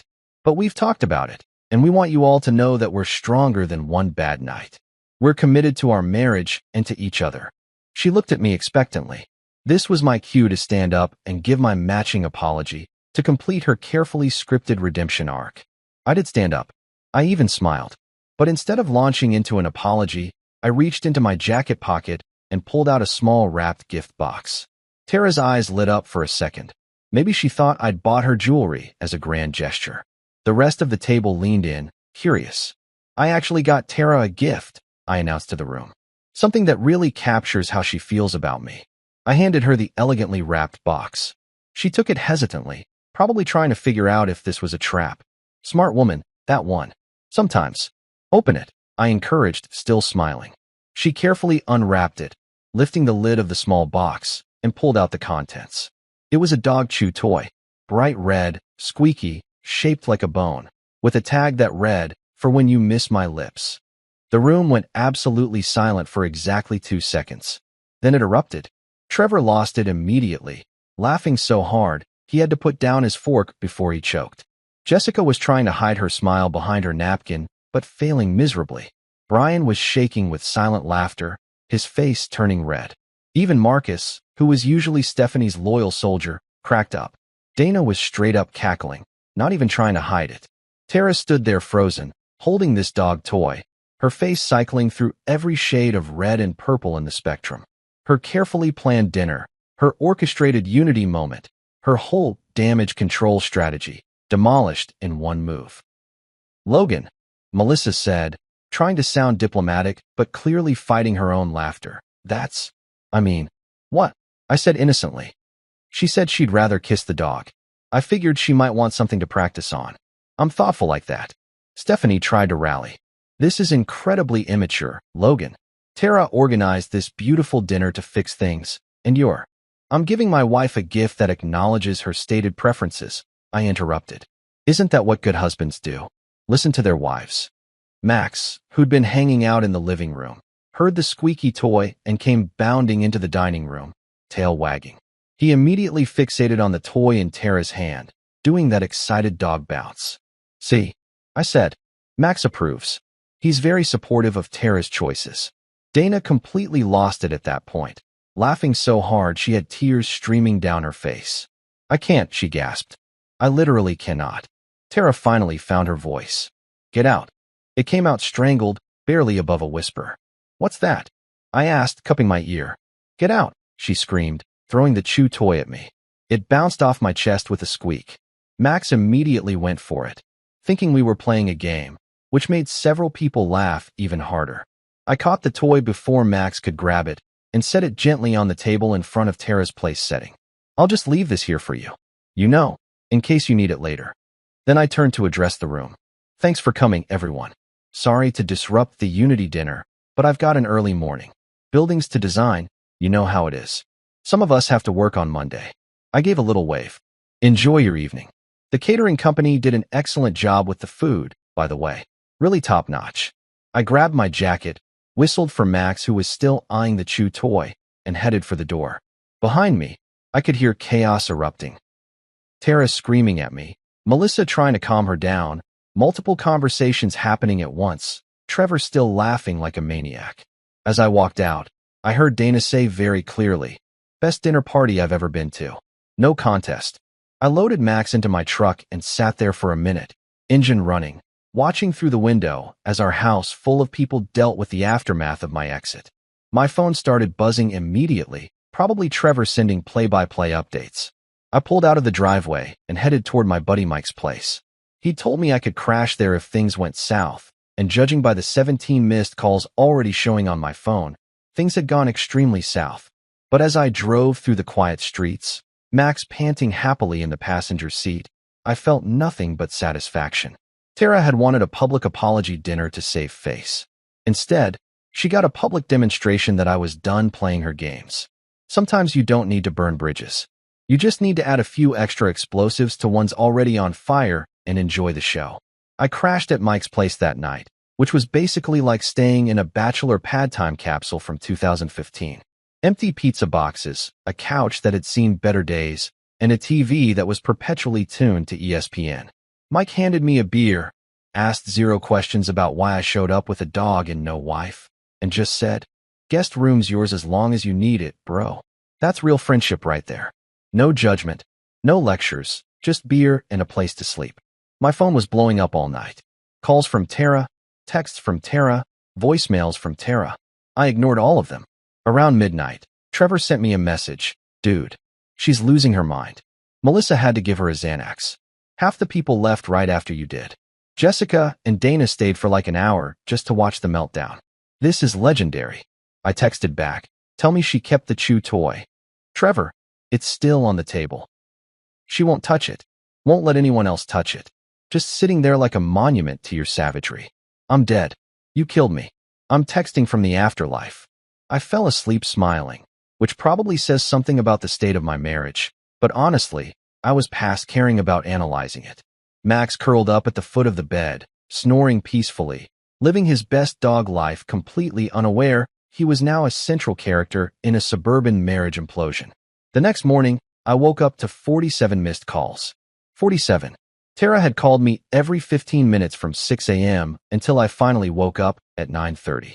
The voicemails ranged from angry to crying to threatening to bargaining. It was like watching the 5 stages of grief speed run through my phone's notification screen. I made coffee in Mike's kitchen, using a mug that said, "World's okayest employee," and finally listened to one of the voicemails. Big mistake. Logan, you need to come home right now. Tara's voice screeched through the speaker. You humiliated me twice now. Twice. In front of all my friends. Do you understand what you've done? My reputation is ruined. Melissa is getting calls from people asking if we're getting divorced. Stephanie unfollowed me on Instagram. Stephanie, do you have any idea how serious that is? I almost laughed into my coffee. Stephanie unfollowing her on Instagram was apparently DEFCON 1 level crisis. Not the fact that our marriage was circling the drain, not that we clearly had 0 respect for each other, but the Instagram follow. That was the real tragedy. Another voicemail. You think you're so funny, don't you? You think you're so smart with your little jokes and your little gifts. You're not funny, Logan. You're cruel. You're vindictive. And you're making me look like the bad guy when all I did was make one little comment. One little comment. That's how she was reframing it now. The public humiliation was just one little comment, but my responses were character assassination. The mental gymnastics were Olympic level. Mike walked into the kitchen, saw my face, and immediately understood. She's still calling? 47 times since 6 a.m. Jesus. He poured his own coffee. What are you gonna do? Honestly, I have no idea, but I know I'm not going to apologize. I'm done apologizing for existing, for not being fun enough, for not fitting into her perfect Instagram life. I'm just done. Mike nodded. About time, man. You've been miserable for like 2 years. We've all seen it. You just smile and take it and pretend everything's fine, but we know. Your boys know. That hit harder than I expected. I thought I was hiding it pretty well, the slow erosion of my dignity, the constant low-level misery of being in a marriage where you're treated like an accessory instead of a partner. But apparently, it was obvious to everyone except me. Or maybe I knew and just didn't want to admit it. I decided to text Tara instead of calling. I'll come by to get some stuff this afternoon. We need to talk. Her response was immediate. You need to come home now and fix this. Me? There's nothing to fix, Tara. This has been broken for a long time. Tara, don't you dare. Don't you dare act like I'm the problem. You're the one who can't take a joke. You're the one who embarrassed me. Twice. Me. You started both times. I just finished them. There's a difference. Tara, I'm your wife. You're supposed to support me, not humiliate me in front of my friends. Me. Marriage is a two-way street. You don't get to publicly mock me and then cry victim when I respond. That's not how this works. She didn't respond to that. I finished my coffee, took Max for a walk around Mike's neighborhood, and spent a good hour just thinking. Really thinking, maybe for the first time in months, about what I actually wanted from my life. Did I want to spend the next 30 years being the boring husband who wasn't good enough for his wife's standards? Did I want to keep showing up to parties where I was the punchline?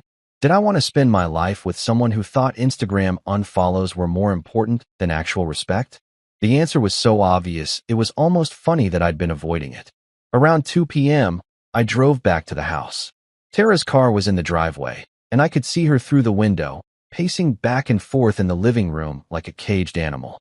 I took a deep breath, left Max in the truck with the windows cracked, and walked inside. She was on me the second I opened the door. Where have you been? Do you know how worried I was? You just left. You took the dog and left in the middle of a dinner party I spent 4 days planning. Tara, I started, but she was on a roll. You made me look like an idiot. Again, everyone is talking about us. Everyone is taking sides. Jessica texted me this morning saying maybe we need space. Jessica, my friend for 10 years. She's saying we need space because of your behavior. My behavior? I said, my voice calm but firm. Tara, you compared kissing me to kissing a dog. In public. For laughs. What exactly did you expect me to do? Just smile and take it. It was a joke. No, it wasn't. You meant it. You've been treating me like I'm beneath you for years, like I'm lucky you even stay with me, like I should be grateful for the privilege of being your boring husband. And you know what? I'm done. She stopped pacing. What do you mean, done? I mean, I'm done. Done apologizing for not being exciting enough. Done being your punching bag at parties. Done pretending this marriage is something it's not. Her face went pale. You're not serious. I've never been more serious about anything in my life. You're going to throw away our marriage because of a few jokes? Because your feelings got hurt? No, I said, feeling incredibly calm despite the magnitude of what I was saying. I'm ending a marriage that's been dead for a long time because I finally woke up and realized I deserve better than someone who treats me like an embarrassment. I don't treat you, she started, but I cut her off. Yes, you do. You have been for years. Every party, every social gathering, every time we're around your friends. I'm the joke. I'm the guy who isn't cool enough, fun enough, interesting enough. And I've been playing along because I loved you, or because I thought I was supposed to, or because I was too stupid to realize that love shouldn't feel like slowly drowning. Tears started streaming down her face, but they felt manipulative rather than genuine. So that's it. You're just giving up. I'm not giving up. I'm choosing myself for once. There's a difference. You can't be with someone who doesn't take you seriously, she said, echoing something she'd probably say later to her friends, already crafting her version of events. Correction, I replied. I can't be with someone who doesn't take me seriously. You mean someone who won't let you make them the joke without consequences. She stood there, mascara running, perfectly styled hair now messy from running her hands through it, looking at me like she'd never seen me before. Maybe she hadn't. Maybe she'd only ever seen the version of me I pretended to be. The agreeable husband, the quiet guy in the corner, the one who'd take whatever she dished out. I'll be back tomorrow to get my stuff, I said. You can have the house, the furniture, whatever. I just want my tools, my clothes, and Max. You're taking the dog? Tara, you literally said you'd rather kiss him than me. I think he'll be happier with someone who actually wants him around. She opened her mouth to argue, but nothing came out. What could she say? I'd used her own words as evidence, and they were damning. I turned to leave, then paused at the door. For what it's worth, I did love you. Past tense. I loved who I thought you were, or maybe who you used to be before. Everything became a performance. But this version of you, the one who treats her husband like a prop in her social media life, I don't even like her, let alone love her. I walked out, got in my truck where Max was waiting, and drove away from the house we'd bought together, the life we'd built together, the future we'd planned together. And you know what? I didn't feel sad. I didn't feel angry. I felt light, like someone had taken a 50-pound weight off my shoulders that I'd been carrying so long I forgot what it felt like to stand up straight. My phone buzzed. Text from Trevor. Melissa just got a call from Tara. She's losing it. Says you're leaving her. Is it true? Me. Yeah, it's true. Trevor. Good for you, man. Seriously. You deserve better. That's when I realized something important. Even the people in Tara's own circle knew. They knew she treated me badly. They knew the marriage was toxic. They just didn't say anything because that's not how that social group operates. You don't call out bad behavior. You laugh along and pretend everything's fine. But I was done pretending. Done smiling through the pain. Done being the guy who took it quietly. I was Logan Pierce, civil engineer, dog owner, and as of today, a man who finally remembered what self-respect felt like. And it felt damn good. A week later, Tara officially moved out. Well, technically I moved out since she wanted the house, but semantics. She packed her designer clothes, her ridiculous throw pillow collection, and about 90% of our wedding photos, which honestly saved me the trouble of throwing them away myself. The divorce papers were filed, and suddenly I was a single man for the first time in 6 years. And honestly, peace had never sounded so quiet. My new apartment wasn't much, a decent 2-bedroom in a complex that allowed dogs and didn't ask too many questions, but it was mine. No judgment, no performance, no walking on eggshells wondering if something I said would become ammunition at the next party. Just me, Max, and a furniture setup that consisted of exactly what I needed and nothing I didn't. Her friends, predictably, went into overdrive on social media. Instagram became a battlefield of passive-aggressive posts. Melissa shared some quote about knowing your worth and walking away from toxicity, which was rich coming from someone who'd watched Tara treat me like garbage for years without saying a word. Stephanie posted about strong women who don't need men who can't handle their confidence, completely ignoring the fact that confidence and cruelty aren't the same thing. But here's where it got interesting. I decided to join the game. Just once. One post. I kept it simple, classy, and absolutely devastating. I posted a photo of Max sleeping peacefully on my new couch with a caption that read, "Even strong women need a leash sometimes, especially the ones who bark first." My phone exploded. The post got more likes in 2 hours than Tara's carefully curated content had gotten in the last 6 months combined. Comments poured in from people I hadn't talked to in years, coworkers, college friends, even a few acquaintances from Tara's circle who'd apparently been waiting for permission to publicly acknowledge that, yeah, she kind of had it coming. Trevor commented, "Legendary. Absolutely legendary. Crown." Dana wrote, "Best glow-up of the year." Also still meant what I said. "Call me if you're ready to meet actually nice people." Even Jessica chimed in. "Some people mistake kindness for weakness.